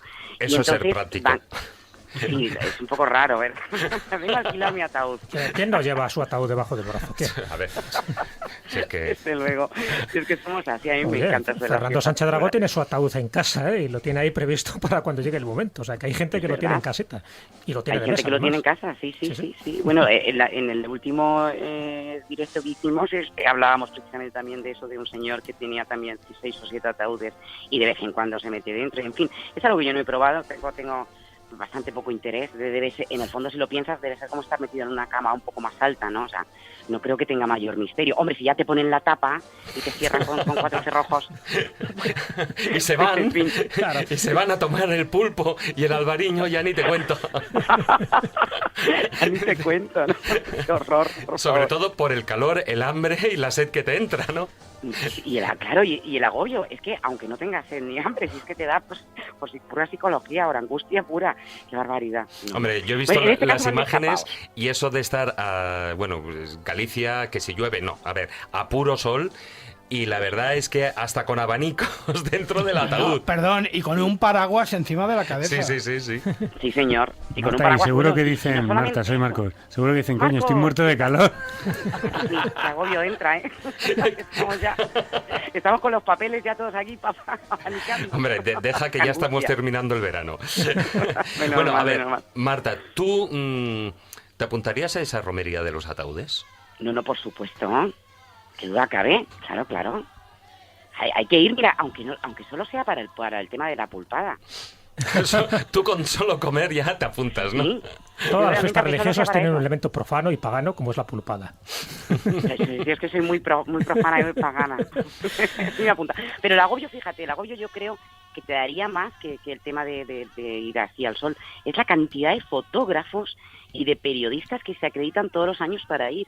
Porque claro, es espectacular. De hecho, National Geographic fue hace un par de años, creo que hizo un reportaje horroroso, por lo que me han estado contando los cofrades y la gente de allí, que fue una vergüenza, porque bueno, se lo tomó todo tan a coña, que claro, esto tiene su parte seria. O sea, no podemos olvidar que son personas que están haciendo un acto de fe. Entonces, claro, esa falta de respeto, esa invasión de poner cámaras tan cercanas. Mira, este año había un niño que se llamaba Tito, que con 15 años tuvo un accidente conducía el camión su padre, un camión de gasóleo, y bueno, se incendió y tiene quemaduras de 3er grado por todo el cuerpo. Y es un chaval de 15 años, es uno de los más jóvenes de los ofrecidos que ha habido.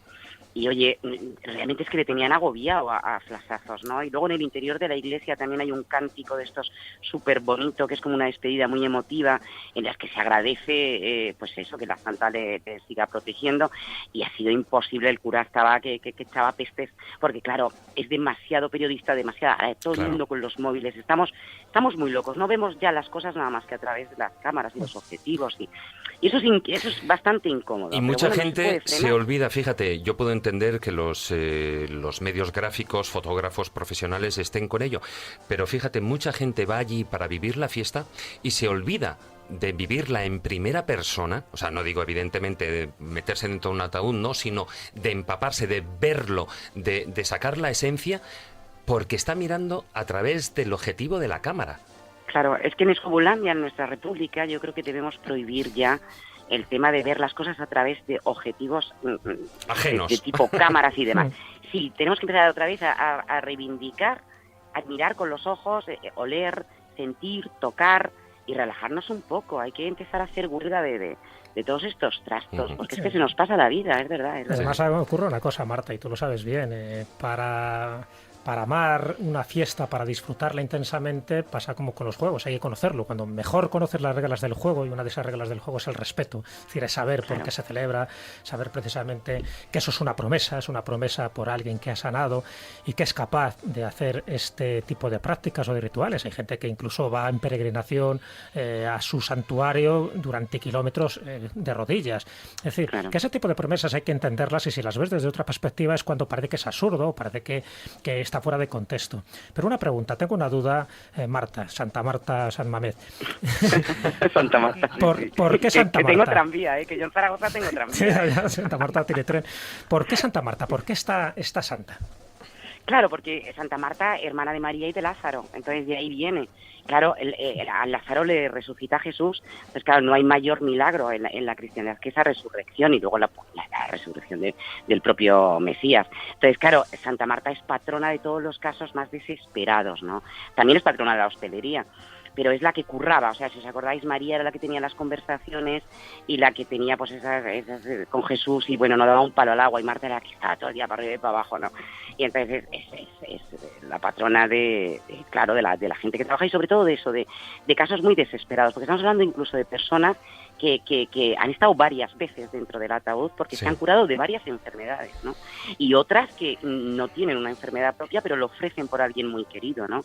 Este año había otra mamá que tenía un niño con este problema de los huesos de cristal, y ella misma se estaba ofreciendo por el hijo, porque ella cuando era pequeña había tenido problemas epilépticos y al parecer se había curado, ¿no? Y el sacerdote realmente, cuando hablas con él, te habla de casos muy, muy serios, ¿no? Sí. Y de verdaderos milagros. No, entonces, por supuesto.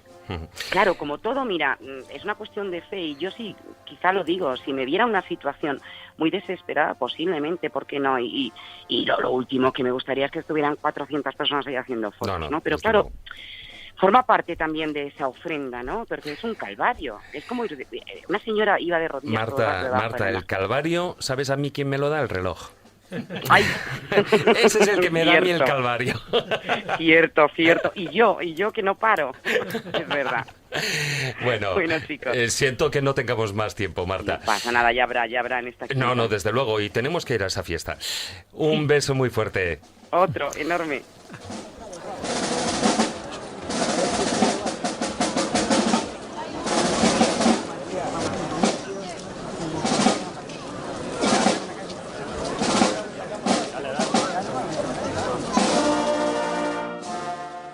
Si quieres viajar a lugares con historia y sumergirte en los grandes misterios de nuestro mundo, La Escóbula de la Brújula, en Radio 4G.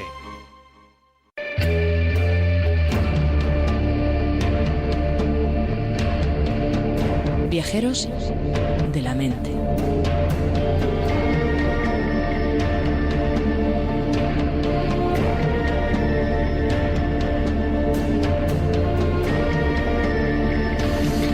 Manuel Berrocal, muy buenas noches. Muy buenas noches. Bienvenido a esta nueva temporada, por la quinta.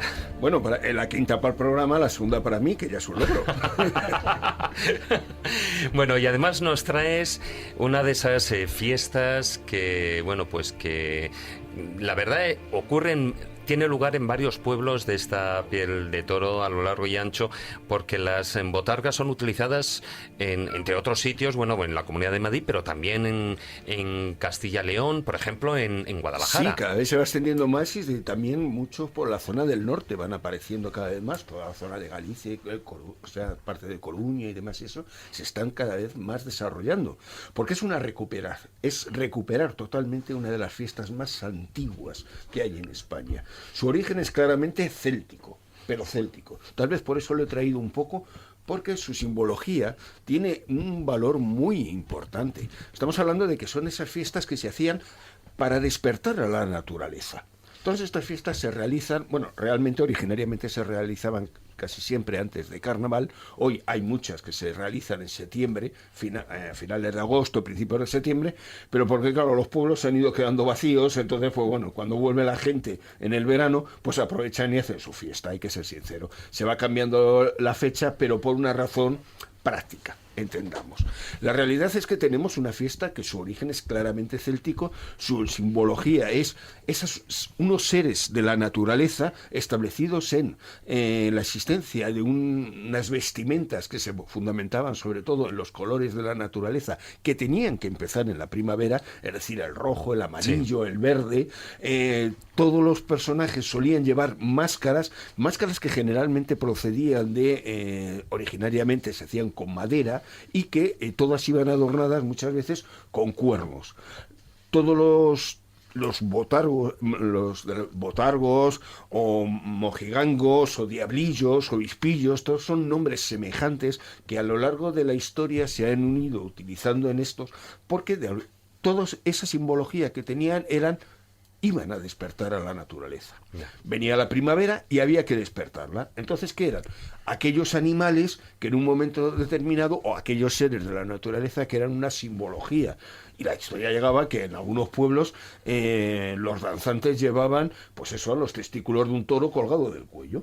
¿Por qué? Porque el toro era ese símbolo totalmente por encima de todo de la fertilidad. Y o sea, que los tenía puestos de corbata. Totalmente. Sí. O sea, tú lo has dicho. Yo Jesús, si no pones la puntilla, te muerdes la lengua y te sangra. Creo que os he contado en alguna ocasión que a mí un año me tocó ser botarga.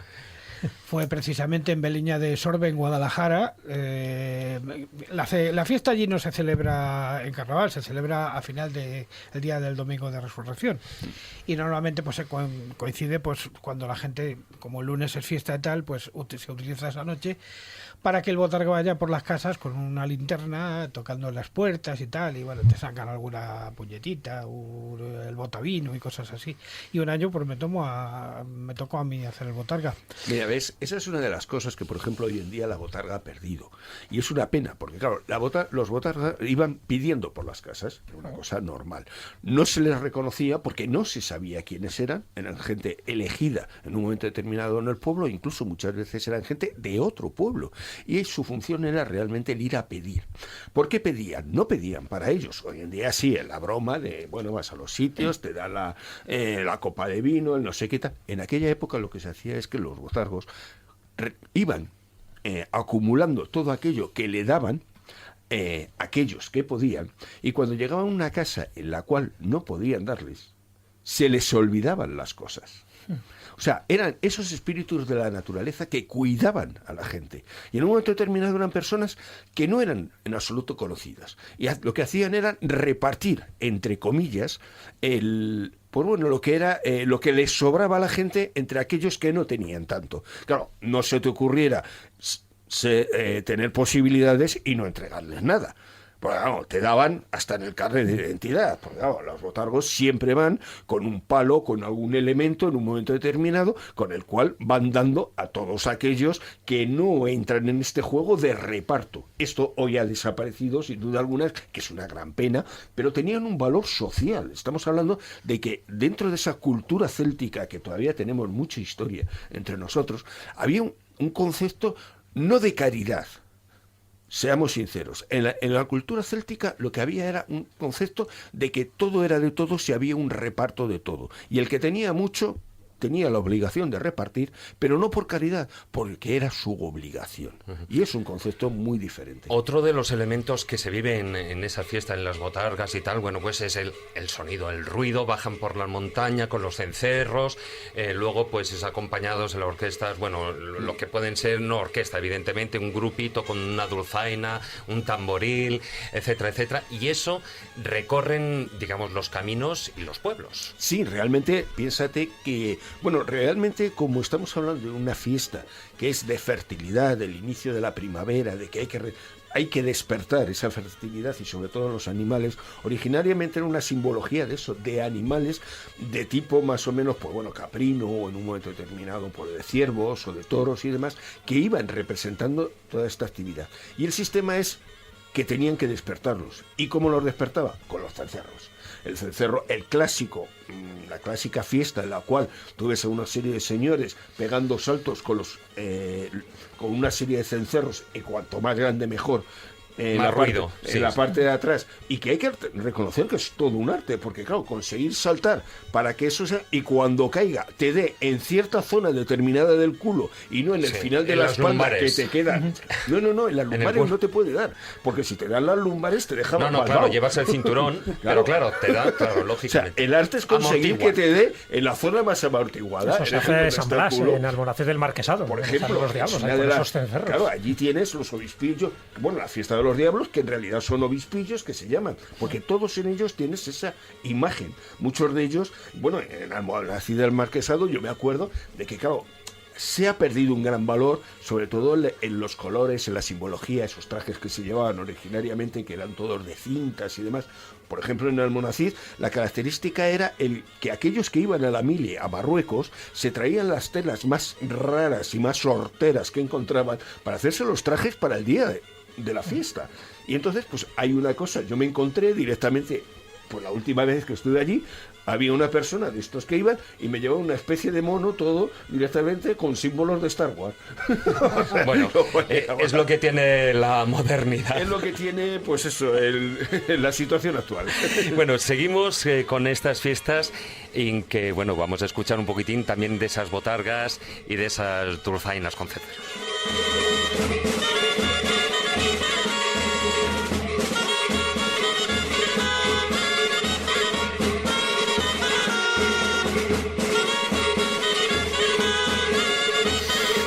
Sí, además, hablando de Guadalajara, Maese, lo conoces bien, también en toda esa zona, pero hay otro tipo de fiestas que también se celebran en diferentes puntos de la geografía española, aunque especialmente son muy conocidas las de Colmenar Viejo. Estoy hablando de la malla o las mallas de Colmenar Viejo, ¿no? Bueno, es una fiesta que directamente trae su nombre desde el mundo romano, o sea, sin muchas modificaciones. Realmente las mayas también estaban en el mundo romano y era una fiesta que se celebraba pues de modo muy parecido. Ahora tiene una connotación religiosa, lógicamente, pero en su tiempo estaban dedicadas a diosas como Ceres o como cualquiera diosa actónica que tuviera que ver con el poder vivificador de la naturaleza. De todas maneras, ese culto a la naturaleza, esa llegada de la primavera, pero fíjate, Maya es la mayor de las 7 Pléyades, las hijas de Atlas, ¿no? Entonces, en la época romana guardaba toda esa relación también con las estrellas, me imagino. Sí, indudablemente, porque ya te digo que, como ha dicho bien Jesús al principio, todas estas cosas tienen que ver con los ritos de fertilidad de la Tierra, pero que están inmediatamente asociados a los cosmológicos. Es una cosa evidente, cuando aparece la estrella espiga, por ejemplo, tiene que ver con las espigas, por eso se llama espiga precisamente, y tiene que ver con el ciclo de la siembra. Espiga es la estrella más brillante de la constelación de Virgo, por lo tanto estamos hablando también de la diosa madre, de lo que estás diciendo de Ceres, de Demeter, de Cibeles. Es decir, fijaros dónde viene la etimología de las mayas. Es decir, tiene que ver con los mayos, tiene que ver con la vegetación, tiene que ver con la primavera, tiene que ver con la regeneración de la naturaleza y por lo tanto tiene que ver con el árbol de mayo y con estas mujeres supuestamente vírgenes que está representando el renacer de la primavera. Sí, todo en el eso, caso, y que tiene que ver con las florarias, por ejemplo, de las fiestas romanas. Claro, en el caso concreto de Colmenar Viejo, el rito está claro, es una niña de 12 o 13 años, absolutamente núbil, a la que se le coloca en un altarcillo que preparan sus abuelas y sus madres, se la coloca una serie de guirnaldas con flores en la cabeza, no se la deja hablar, tiene que estar muy seria, recibiendo las ofrendas, recibiendo las cosas, y todo eso pues va luego para la Virgen. Efectivamente, y esta fiesta es además y van cambiando las niñas, ¿no? Porque todas, bueno, sí, en general. Luego tienen las damas de honor, que son niñas más o menos de la misma edad, que están ataviadas más o menos de la misma manera. Y además son fiestas que han sido declaradas de interés cultural. Y allí en concreto se celebran en Colmenar Viejo, pues también asociadas a la patrona de Colmenar Viejo, que es la Virgen de los Remedios, que tiene una ermita en la que hay además una necrópolis visigoda. O sea, es una fiesta muy antigua, y en este caso en concreto, en el de Colmenar Viejo, se celebra de una forma pues que nos puede recordar perfectamente cómo más o menos se harían en el mundo romano, pero ya con esa connotación actual, piadosa, en fin. Hombre, claro, como antes decías, también se celebra en otros lugares, pero por ejemplo en Extremadura, en Olivenza, también ahí se celebra la fiesta maya. Y un lugar donde se celebra, y de una manera absolutamente distinta, como tú estás apuntando, es en Lavapiés, en Lavapiés, en Madrid, que incluso ellos atribuyen que maya deriva de maja, de las majas de Madrid. Sí, bueno, lo gracioso es que hacen toda una mezcla con el movimiento hindú que se está estableciendo ahora mismo en la zona de Lavapiés, todo lo que es pues el ritual de pues eso, el de los colores de la tierra, todos esos temas que ahora mismo se están poniendo de moda allí por el colectivo existente tan importante de personas, sobre todo de India, Pakistán y demás, que están por aquella zona, y muchos de ellos están asociando las fiestas hindúes con la maya. Con maya. O sea, con lo cual es está volviendo eso, que es que son la fiesta con la evolución, vas viendo cómo se va readaptando a las necesidades del momento, y lo que van haciendo es que es eso, a la fiesta sobrevive, cambiamos el tono, cambiamos el tema, cambiamos eso, pero no hay manera de acabar con la fiesta. No hay manera de acabar con la fiesta. Es más, tiene su versión masculina, que son los mayos, donde los mozos jóvenes antes eran los quintos, como hablábamos antes de los que iban a entrar en la mili, pero actualmente pues, los jóvenes del pueblo suben al monte, cortan un árbol y lo plantan en medio de la plaza, y luego se prepara con eso una cucaña, en algunos sitios, en otros no, depende. Claro, pero es el árbol de mayo que os decía, ¿ves? Siempre tiene que ver con lo vegetal, y cuando se llevaba el pino, en fin, o la encina o cualquier árbol sagrado que estuviera en los alrededores del monte, lo que se intentaba era traer a los espíritus moradores de ese árbol para que protegiera al pueblo durante todas esas festividades y el resto del año de cualquier enfermedad o de cualquier inclemencia meteorológica. Es decir, fíjate que una de las cosas que se ha hecho, para que veáis un poco la simbiosis, los mayos o las mayas es una fiesta pagana, totalmente, es decir, tiene que ver con los cultos dendroláticos, pero cómo luego se junta con una fiesta totalmente religiosa que es la devoción a la cruz. Es decir, el 3 de mayo se hace lo de la cruz y se junta con la Cruz de Mayo, es decir, en lugares como Córdoba, como Motril, en fin, en Andalucía prácticamente en todos los lugares, pero también en el resto de España, la cruz se engalana con flores. Entonces se convierte en la Cruz de Mayo. Ya no es el árbol de mayo, porque hombre, cortar un árbol y talar un árbol ya es más complicado, pero se hace una simbiosis entre lo profano y lo cristiano. Que no hemos inventado nada. No, es lo mismo que ocurre con las botargas que comentaba. Las botargas realmente, ¿por qué han sobrevivido? Porque todas ahora están asociadas a una virgen, a un santo o a lo que sea. Si no hubieran desaparecido, claro está. Claro, evidentemente.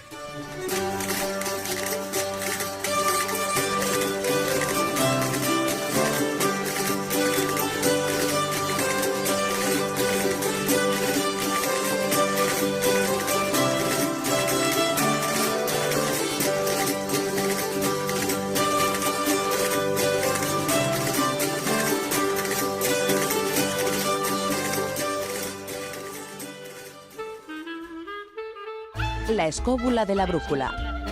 Dirige Jesús Callejo. Presenta David Sentinella. Ciencia con conciencia.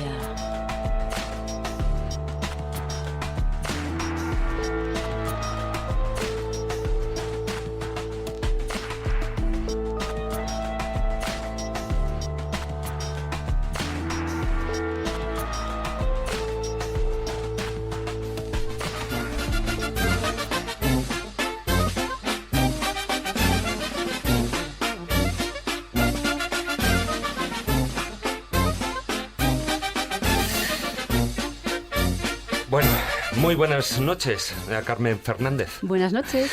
Ha aparecido por ahí lo que es tu sección de Ciencia con Conciencia. Evidentemente hoy no vamos a abarcar, aunque dentro de las fiestas populares también podíamos hablar de ciencia, sobre todo en la cocina, ¿no? Que esa parte a ti ya te gustaría, la ciencia de la cocina. Pero esta tiene un toque, no de ciencia exactamente, pero verás también. Y la música nos llevaba a ello porque nos traes unas fiestas del estado de Oaxaca, que es una fiesta muy, muy conocida, que es la Guelaguetza. Sí, he dejado mi casa en Galicia, se la he cedido a Marta, y yo me he ido a mi segunda casa, que aquí quien me conozca sabe que México, después de haber vivido allí 6 meses, es como mi segunda casa, y tengo a mi familia mexicana, que los echo de menos, por cierto.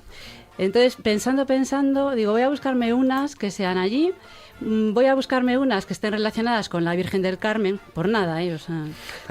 Pero bueno, vamos a dejar las procesiones típicas que llevan a la Virgen en la Ría de Vigo, por ejemplo, o en Bilbao, yo creo que también se debe hacer, en todos los pueblos de mar. Y me he ido a otras que se celebran en esas fechas, pero que fusionan un poco, digamos, lo que llevamos hablando todo el programa, un poco la religión católica que llevamos a México en el siglo XVI con aquellos ritos indígenas que ya tenían. Y una de ellas es esta que tú dices, la Guelaguetza. El estado de Oaxaca, en el sur, cuando llegaron los españoles, allí hicieron una iglesia del Carmen, entonces en esa época colonial es donde tiene origen esta fiesta y se relacionaba con lo que llamaban la fiesta del Corpus de esa iglesia. Los indígenas de alrededor le debía gustar las festividades también, o sea, no solo a nosotros, ¿eh? Estabais diciendo antes que somos unos fiesteros, pero no. Y entonces empezaron a unir en la fiesta. Claro, a ellos no le vino mal, porque de esa manera hacían una fusión de las tradiciones, digamos, indígenas. Claro, el sincronismo. Lo juntaban con esas festividades que ellos tenían en honor a la diosa del maíz. Y además, perdona Carmen, así podían seguir a sus viejas deidades, a sus de siempre, y de esa manera, pues... Yo creo que les venía bien a todos. Claro, y en la fiesta, de hecho, ganaban también en vistosidad, ¿no? Entonces, como digo, la diosa del maíz, que me resulta curioso, porque he encontrado en todas partes la llaman... no lo voy a pronunciar bien, hace demasiado tiempo que no estoy en México y no me sale. Es que no sé pronunciar esa. TL azteca no me sale, ya el náhuatl ese no me sale. Náhuatl. Voy a tener que ir por allí para que se me pegue un poco. Digo, la diosa del maíz la llaman Centeotl. Ese nombre es el nombre del dios azteca, no entiendo, porque siendo en Oaxaca y por tanto los indígenas de ahí son zapotecas, no le llaman como el dios del maíz zapoteca, que sería Pitao Kozovi. Creo que el otro queda más fino y es por eso, ¿no? Pues, como digo, estas fiestas se hacen en torno a las fechas del Carmen, no son cortitas, las celebran durante 2 semanas. Son los 2 lunes posteriores al día de 16 de julio, que es el día del Carmen. Y las llaman, por tanto, las fiestas de los lunes del cerro, que es donde está en ese cerro la iglesia. Me gusta también el nombre, esa palabra Guelaguetza, que la he dicho bien, creo que por primera vez desde que empecé a prepararme esta sección. Es lo que tiene. Es por eso, se me ha pegado. Va a ser. Guelaguetza. ¿Qué significa en zapoteca, el idioma de los indígenas de esta región, cooperar, compartir o regalar? Pero siempre con esa reciprocidad. Yo te doy a ti algo y tú me das algo a mí, ¿no? Creo que también es un buen tema, ¿no? para la festividad. Por lo tanto, ahí estamos en Oaxaca, con todas las regiones tradicionales de la zona, son 8 las que se juntan, y cada delegación de esas 8 regiones llega mostrando, pues eso, sus bailes, su música típica, sus cantos, su comida también. Tienes razón, ¿eh? A mí eso me gusta. Supuesto. Sobre todo después de haber estado en Oaxaca y ver lo bien que se come. A la diosa del maíz, pues tiene que también tener una relación. Yo no quiero decir nada porque tengo poco tiempo. Con el sagrado alimento. Tengo poco tiempo, pero bueno, en alguna dioses. sección lo intentaremos, ¿no?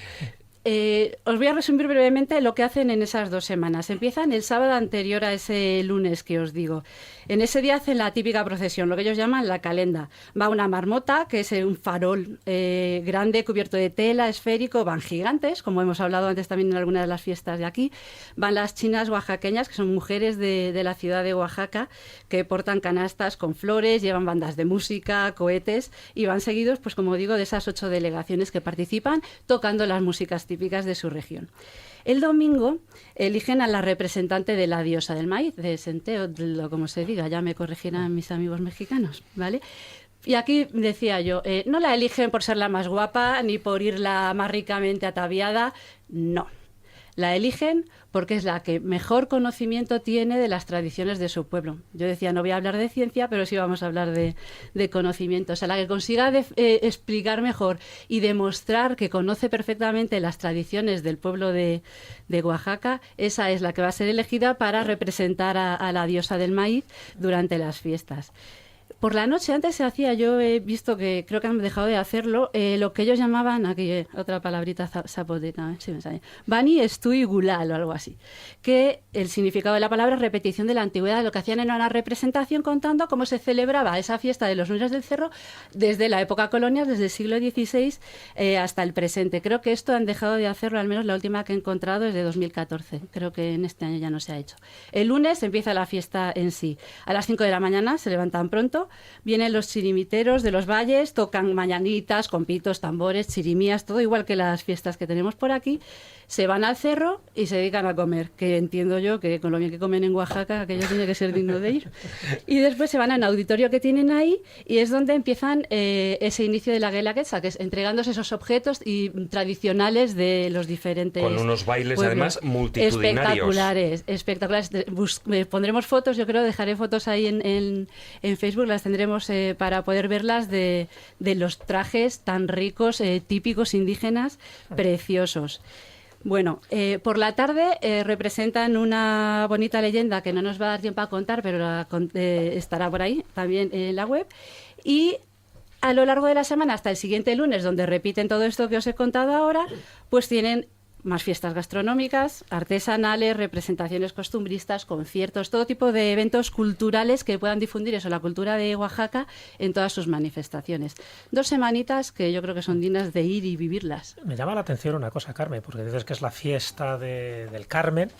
Y en torno a las fechas. Claro, dentro de ese sincretismo, normalmente la Virgen del Carmen está asociada a las aguas, y sin embargo aquí no está asociada a las aguas. No hay una parte marinera, hay una parte acuática. Es totalmente distinto.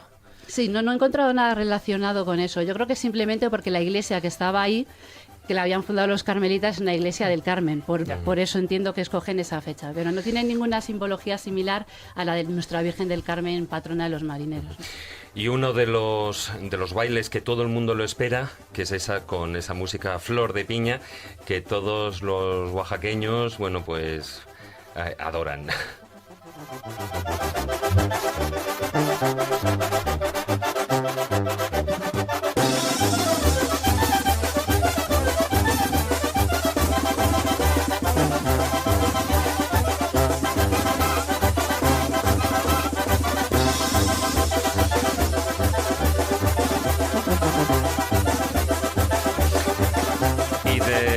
Y del estado, bueno, de México, del estado de Oaxaca, nos vamos, nos quedamos en el mismo continente, pero nos vamos a Perú. Muy buenas noches, don Fernando López del Oso. ¿Qué tal, caballeros? Bienvenido a esta quinta caballeros temporada. Y damas. Caballeros y damas, sí, efectivamente. Y continuamos en el mismo continente porque nos traes yo creo que la fiesta incaica y andina, pues número 1, ¿no? El Inti Raymi. Sí, ya veremos porque eso tiene algunos matices, ¿no? Pero bueno, sí, el Inti Raymi es la gran fiesta del sol y es una ceremonia que hoy en día se celebra sobre todo en Perú, aunque también en algunos de los países que antes formaron parte del incanato, como por ejemplo Ecuador. Pero que en la época de los incas se desarrollaba en la capital del imperio, que era Cuzco, y que tenía lugar en el solsticio de invierno, el 24 de junio. Y ya saben los oyentes que en el hemisferio norte y sur las estaciones se desarrollan al contrario. Entonces, tenía mucho sentido esta celebración porque para una cultura para la cual el sol era la suprema deidad organizadora y que además era el padre de los incas, pues la fecha del solsticio de invierno, el día en el que el sol estaba menos tiempo en el cielo, tenía una significación especial, ¿no? Porque había la creencia de que el sol se apagaría un día y que la tierra se quedaría en tinieblas, y entonces en ese día en el que el sol estaba el menor tiempo posible por el horizonte, pues el Inca y por tanto el resto del imperio trataban de renovar su vínculo con el sol para garantizar que al menos durante un año más pues volviera a salir cada mañana por el horizonte. Entonces, bueno, si queréis podemos ver un poco cómo era rápidamente en origen y en qué ha quedado ahora, ¿no? Sí, bueno, sobre todo, claro, el interés es el origen, bueno, pues está en ese pueblo inca, pero hoy en día se sigue celebrando, aunque, bueno, muchos lo atribuyen más, pues a casi a la New Age, ¿no? Más que a otro tipo de celebración. Hay un gusto por lo antiguo, pero bueno, descafeinado en parte y por otra parte inflado, ¿no? Ahora lo veremos.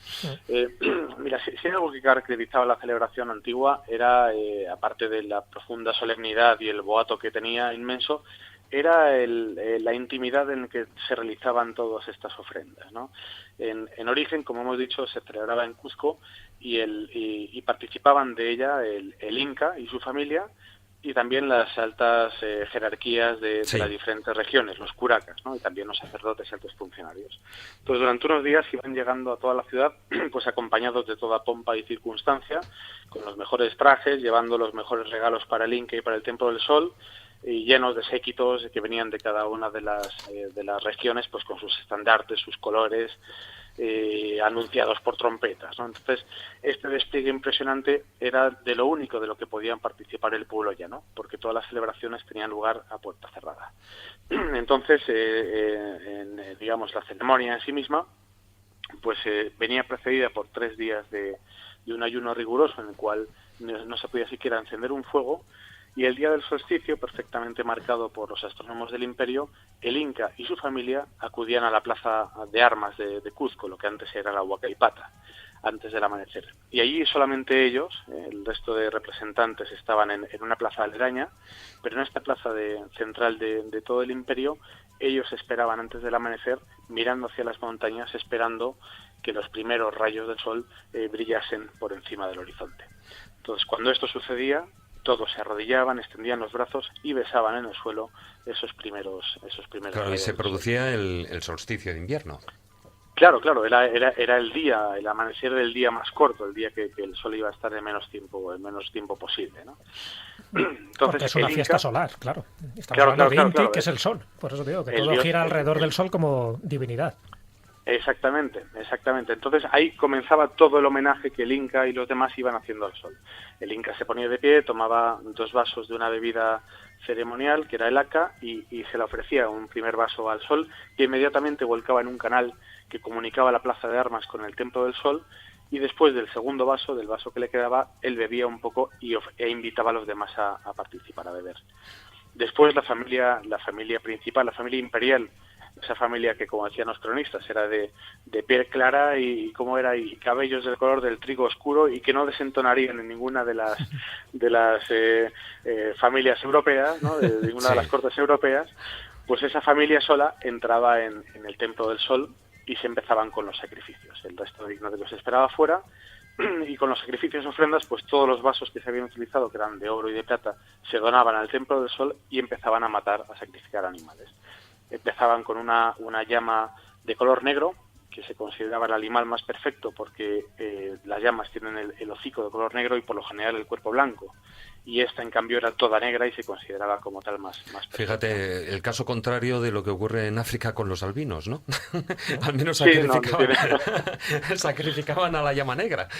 Por lo menos ahí había una uniformidad, ¿no? Yo, de todas formas, yo creo que la suerte que tenía la pobre llama negra era la misma que los albinos, porque en el Inti Raymi, con un cuchillo le sacaban el corazón y los pulmones, buscando la conformidad del sumo sacerdote, y todo eso se brindaba al sol, ¿no? Bueno, lo que se buscaba era la rareza del animal, es decir, una llama negra. Claro. Es inusual, es como el búfalo blanco, el tigre blanco, también tiene toda una connotación mágica y sagrada. Mágica. Claro. Nos quedan un par de minutillos, Fernando. De todo esto, hombre, evidentemente los sacrificios no, pero de todo lo que es esa fiesta que nos has ido narrando en parte, hoy en día, ¿qué ha quedado? Pues bueno, hoy en día ha quedado todo un poco distorsionado. Primero porque ni el Inti Raymi, que se acoge ahora como si fuera la quintesencia del Imperio Inca, realmente no lo fue. Fue una celebración muy tardía que se instauró pues 100 años antes de que llegara Pizarro, y que una vez que Pizarro conquista el país e instaura el virreinato, pues 50 años después ya nadie se acordaba prácticamente de este culto al sol, ¿no? Eclipsado por una parte por el Corpus Christi cristiano, claro, y por los dioses preincaicos, ¿no? Entonces lo que sucede es que a partir de los años 40 se trata de reivindicar, de recuperar esa especie de identidad, y entonces con ese sincretismo que tanto caracteriza al peruano, se trata de recuperar y de integrar ese espíritu inca con todo el espíritu cristiano que hay ahora, ¿no? De hecho, en el Corpus Christi original escondían los indios debajo de los mantos de los santos pequeñas figuritas de sus dioses paganos. Las metían de contrabando escondidas ahí, para que cuando sacaban luego en procesión se hacían la ilusión de que también estaban sacando a sus propios dioses, ¿no? Y hoy pasa eso, en la fiesta que sucede en junio, que es el mes de festividad en Cuzco. El punto álgido viene a final de mes, el día 23 tiene sabor cristiano, ahí está el Corpus cusqueño, con todas las imágenes que van a saludar a la catedral al cuerpo de Cristo, y el Cruz Velacui, que se cogen las guirnaldas y se adornan todas las cruces y demás. Y luego el 24 está el Inti Raymi, que es el reverso de la moneda. Un Inti Raymi renovado y que todo el mundo se afana por tratar de revivir esa época fastuosa. Entonces, de repente, el mismo que el día anterior estaba yendo a la iglesia, pues ahora alaba al Inca y maldice al conquistador, aunque posiblemente deriva de esa simiente, ¿no? Por todo el mestizaje que hicieron los españoles. Y luego, pues los escolares y la gente de la calle, pues con papel de estaño y cintas de colores y plumas, confeccionan trajes de supuesto sabor inca que hubieran hecho palidecer a cualquiera del imperio de hace 500 años, ¿no? en la Plaza de Armas, pues eso, música saliendo a chorros, locutores enloquecidos que inventan adjetivos para tratar de describir lo que están viendo, y el centro del festival, que es en lo que ha quedado, se ha trasladado ahora a Sacsayhuamán. Ya. Para de coger todas a un formas, mayor. fíjate, Fernando, son unas fiestas que merece la pena ver, vivir, sobre todo también, ya no solo por ese pasado, sino también por ese aspecto visual que tiene. Antes estamos hablando con Carmen de la Guelaguetza, también el Inti Raymi, y aunque, bueno, pues cambie lo que podía ser ese centro de poder, por decirlo de una manera, continúan siendo, bueno, pues sus fiestas arcanas y cuanto menos parte de su patrimonio cultural. Tiene un valor folclórico y yo, mira, comentabas antes que todo esto se puede ver, realmente se puede ver en internet, cualquier oyente, los vídeos y hacerse una idea de todas las coreografías, la puesta en escena, los actores, en fin, a mí todo ese punto de cierta falsedad me hace mucha gracia, ¿no? Porque contrasta con esa solemnidad de antaño. Bueno, pues aquí lo dejamos, Fernando, ya a ver cuándo te vienes por aquí para verte bailar también al Inti Raymi y unirte físicamente, ya no solo en espíritu, a por la quinta temporada de la Escóbula de la Brújula. Oye, pero cuidado, no sé que me lleve un cuchillo de sacrificio. No, desde luego que no. Un abrazo muy fuerte, Fernando. Otro para vosotros. Hasta luego, Fernando. Hasta luego.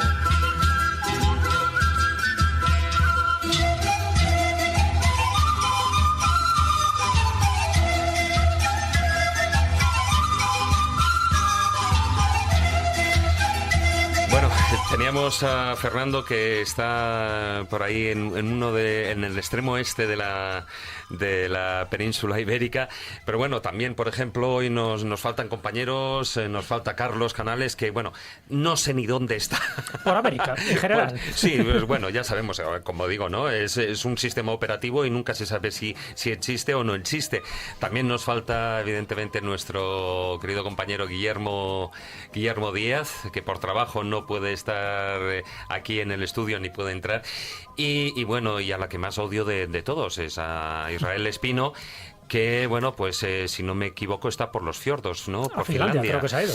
Entonces, bueno, Ha ido pues... a cazar renos. A cazar renos. Déjate que ya hace una semanita ya vi unas imágenes de unos renos muertos por culpa de una tormenta, ¿no? Se ha ido por Santa Claus, yo creo, ¿eh? Sí, no lo sé. Por Rudolf. Pero fíjate, dentro de... Ahora que hemos dicho la tormenta, aquí en España se celebra una fiesta que antes me estabas comentando, Jesús, que es a causa de una tormenta, si no me equivoco, es la Feria Real de Porcuna. En Porcuna, en Jaén. Sí, dentro de esas fiestas insólitas que tienen un origen, en fin, como bastante extraño, porque la mayoría de las fiestas pues tienen que ver con acontecimientos históricos o bien religiosos relacionados con un santo, con una virgen. Pero estos ya raros, algunos que hemos comentado al principio del programa, pues estaría esta fiesta real de Porcuna que se viene haciendo desde 1749. ¿Qué ocurre? Bueno, pues lo que cuentan... Debía ser una tormenta del carajo, ¿no?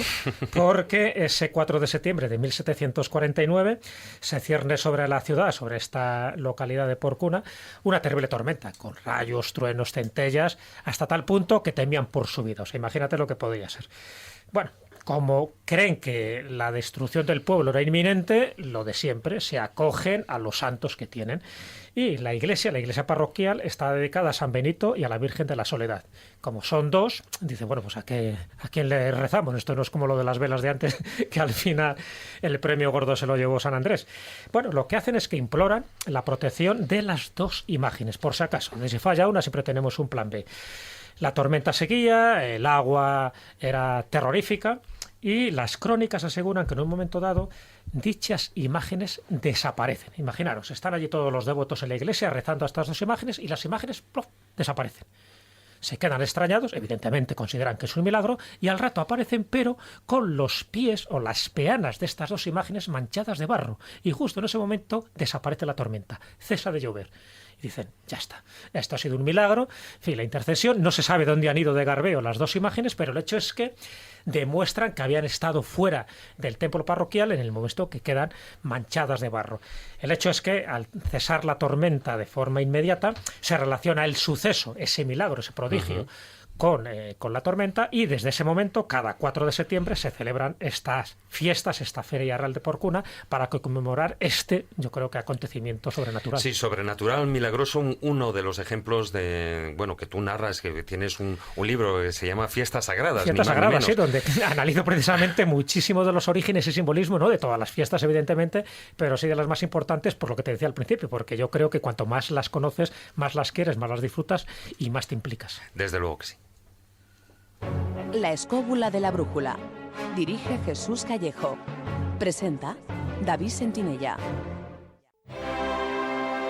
Casos extraños y extremos.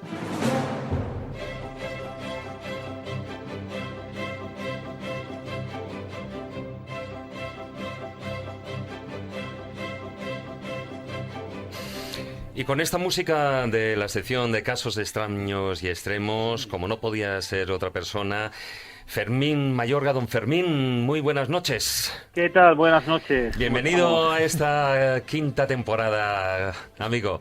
Un lujazo, como siempre. Un lujo, y además, fíjate, con esta música que es del Oscar Minaburana, precisamente nos vas a hablar de esas fiestas herejes, como no podía de ser de otra manera. Bueno, la tuya no será San Fermín, ¿no? Tu fiesta favorita. No, para nada. Yo no soy muy amigo de santos, para nada. No, fíjate, me encuentro además hoy en un pueblo de Guadalajara, el Casar, muy cerquita de Madrid, en unas fiestas que hoy han comenzado, celebrando una pequeña reunión, una velada, donde hay unas velas puestas delante de la iglesia, en un momento de misterio muy muy particular, donde voy a contar precisamente historias de unas brujas aquí. Pero esa cobertura, Fermín, mira, a ver. Fermín, no sé si estás paseando por el pueblo o estás quietecito, pero perdemos a veces el audio, el sonido. Sí, no sé si ahora es mejor. Estoy justamente en la Casa de la Cultura, aquí del pueblo. Uy. Me han dejado meter para hablar con vosotros. Sí, pues la Casa de Cultura tendrá cultura, pero no cobertura. Está en un agujero. La cultura en este país está en un agujero, desde luego. A ver, Fermín. ¿Ahora me escuchas mejor? Ahora sí. A ver, vamos a ver si la suerte nos acompaña. Mira, las fiestas que yo intentaba contar a los oyentes y compartir con vosotros eran un poco, pues esas fiestas herejes que a veces se desarrollaban sobre todo en los barrios judíos españoles y que apenas se cuentan, ¿no? Que fueron parte de la historia de este país antes de que, esos barrios fuesen de alguna forma, sumergidos o dinamitados por la monarquía y por la Inquisición, ¿no? Y había una fiesta en concreto que era muy interesante, que era la famosa fiesta de las cabañuelas, que se llamaba, ¿no? Donde, todos los judíos españoles que en ese momento estaban en dicho barrio judío, hacían cabañas, una especie de cabañas con madera, con palmas, y ahí hacían una especie de mesas, ¿no? Donde ponían sus viandas, y se tiraban todo el día gozando precisamente y celebrando lo que fue la solemnidad, ¿no? que celebran precisamente los judíos españoles en esos momentos, en memoria de haber habitado sus antepasados en el desierto, ¿no? Antes de entrar en Canaán. Y estaban todo el día, y en un momento determinado, cuando realmente estaban celebrando las fiestas de las cabañuelas en un pueblo en concreto, en Alcaudete, van a entrar a saco la Santa Inquisición contra un grupo de ellos, precisamente para ya definitivamente acabar con esa fiesta que durante siglos y siglos esa comunidad en concreto celebraba, ¿no? Pero queda ahí ese matiz de esas fiestas que a veces nunca nombramos, siempre nos acordamos de las cristianas, de las vírgenes, de los santos, pero sin embargo, fíjate, hay otras fiestas como la de la Zaragutía, que es un fantasma templario en un pueblo de Extremadura, en Alconchel, que todos los años se celebra y todo el pueblo se volca con la Zaragutía, donde se cuenta la historia que, el alma en pena de un templario que en su día, su tumba fue... Uy, se ha cortado. Yo creo que el fantasma, lo que estábamos escuchando no era el fantasma, evidentemente, aparte de Fermín. Estamos escuchando los gritos de un niño. Yo no sé si le estáis sacrificando. Fermín. Es que os pasáis con los rituales. Sí, es que a veces se pierde el audio. Sí, son niños que están celebrando la fiesta y del Casar. Están celebrando, no es un sacrificio ritual, ¿no? Vale. No, esos menesteres de momento no se encuentran cerca de mi persona, ¿no? Y esa Zaragutía precisamente que ha terminado hace cuestión de unas semanas en Alconchel, se caracterizaba por eso, ¿no? Por ese espíritu templario que anda errante todavía aún hoy por el pueblo de Alconchel, porque en su día fue sacado de su tumba, digamos que ese sueño que tendría que tener tranquilo y pacífico, con una muerte digna, pues se le rompió porque alguien destrozó su tumba, y es además el miedo que hoy en día se le mete a los niños de Alconchel. Vas por el pueblo, preguntas a cualquier persona, y precisamente el castillo, que es un castillo hermosísimo, que fue sede templaria en su momento, dicen, ¿no?, que ahí es donde duerme y donde habita ese fantasma, ¿no? El fantasma de la zaragutía, que es una planta además venenosa, la zaragutía, que crece en los alrededores del castillo y que parece ser que era la planta que se le solía poner a las tumbas de los templarios, porque guarda una relación muy cercana con ello, ¿no? Invito a los oyentes a que se metan en internet y pongan la zaragutía Alconchel, y seguramente que descubrirán muchas más cosas. Aquí la hemos apuntado ya, porque la verdad es que todos tenemos cara de interrogante. La zaragutía, que además ese pueblo, que era un pueblo también un poco brujeril, ya que hubo 3 mujeres conocidas como las 3 Marías, parece ser que también solían utilizar la zaragutía para algunos menesteres un poco no muy gratos, ¿no? Pero bueno, esa era una de esas fiestas también consideradas fantasmales, no herejes, lógicamente, pues hoy en día se siguen haciendo, aunque hay fiestas, como todos sabéis, donde los herejes siguen presentes. Mismamente el famoso Jarramplas, ¿quién no ha oído hablar de Jarramplas en Extremadura, ¿no? Con ese capirote inquisitorial y esas plumas, con ese traje tan particular que tiene de emplumado, o el Peropalo, que ya hemos hablado alguna vez también de él, ¿no? Otra fiesta, sin duda alguna es fiesta hereje, ya que lo que se llama es ese pelele, ese muñeco, la Inquisición, como tantas y tantas fiestas herejes hay por tantos pueblos de España, donde precisamente Monigote, el Polichinela es el protagonista, ¿no? Bueno, Fermín, el sonido se nos está complicando otra vez. A ver si en la próxima ocasión que te tengamos aquí, ya sea en el estudio, pásalo bien ahí en el Casar, y bueno, que te esperamos pronto por aquí. Que así sea, que así sea. Un abrazo muy fuerte. Un abrazo Fermín. muy fuerte para todos. Hasta luego. Hasta luego.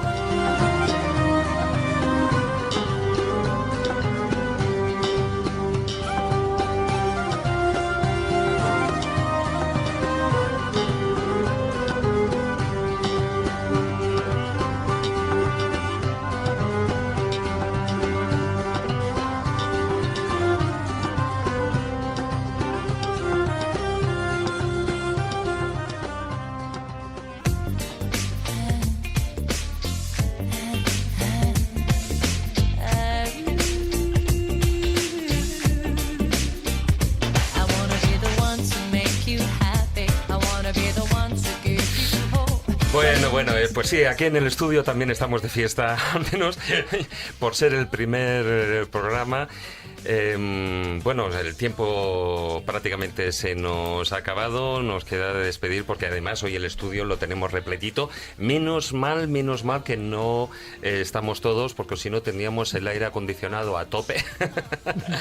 Bueno, Manuel Berrocal, muy buenas noches y muchas gracias por haber estado aquí en el primero.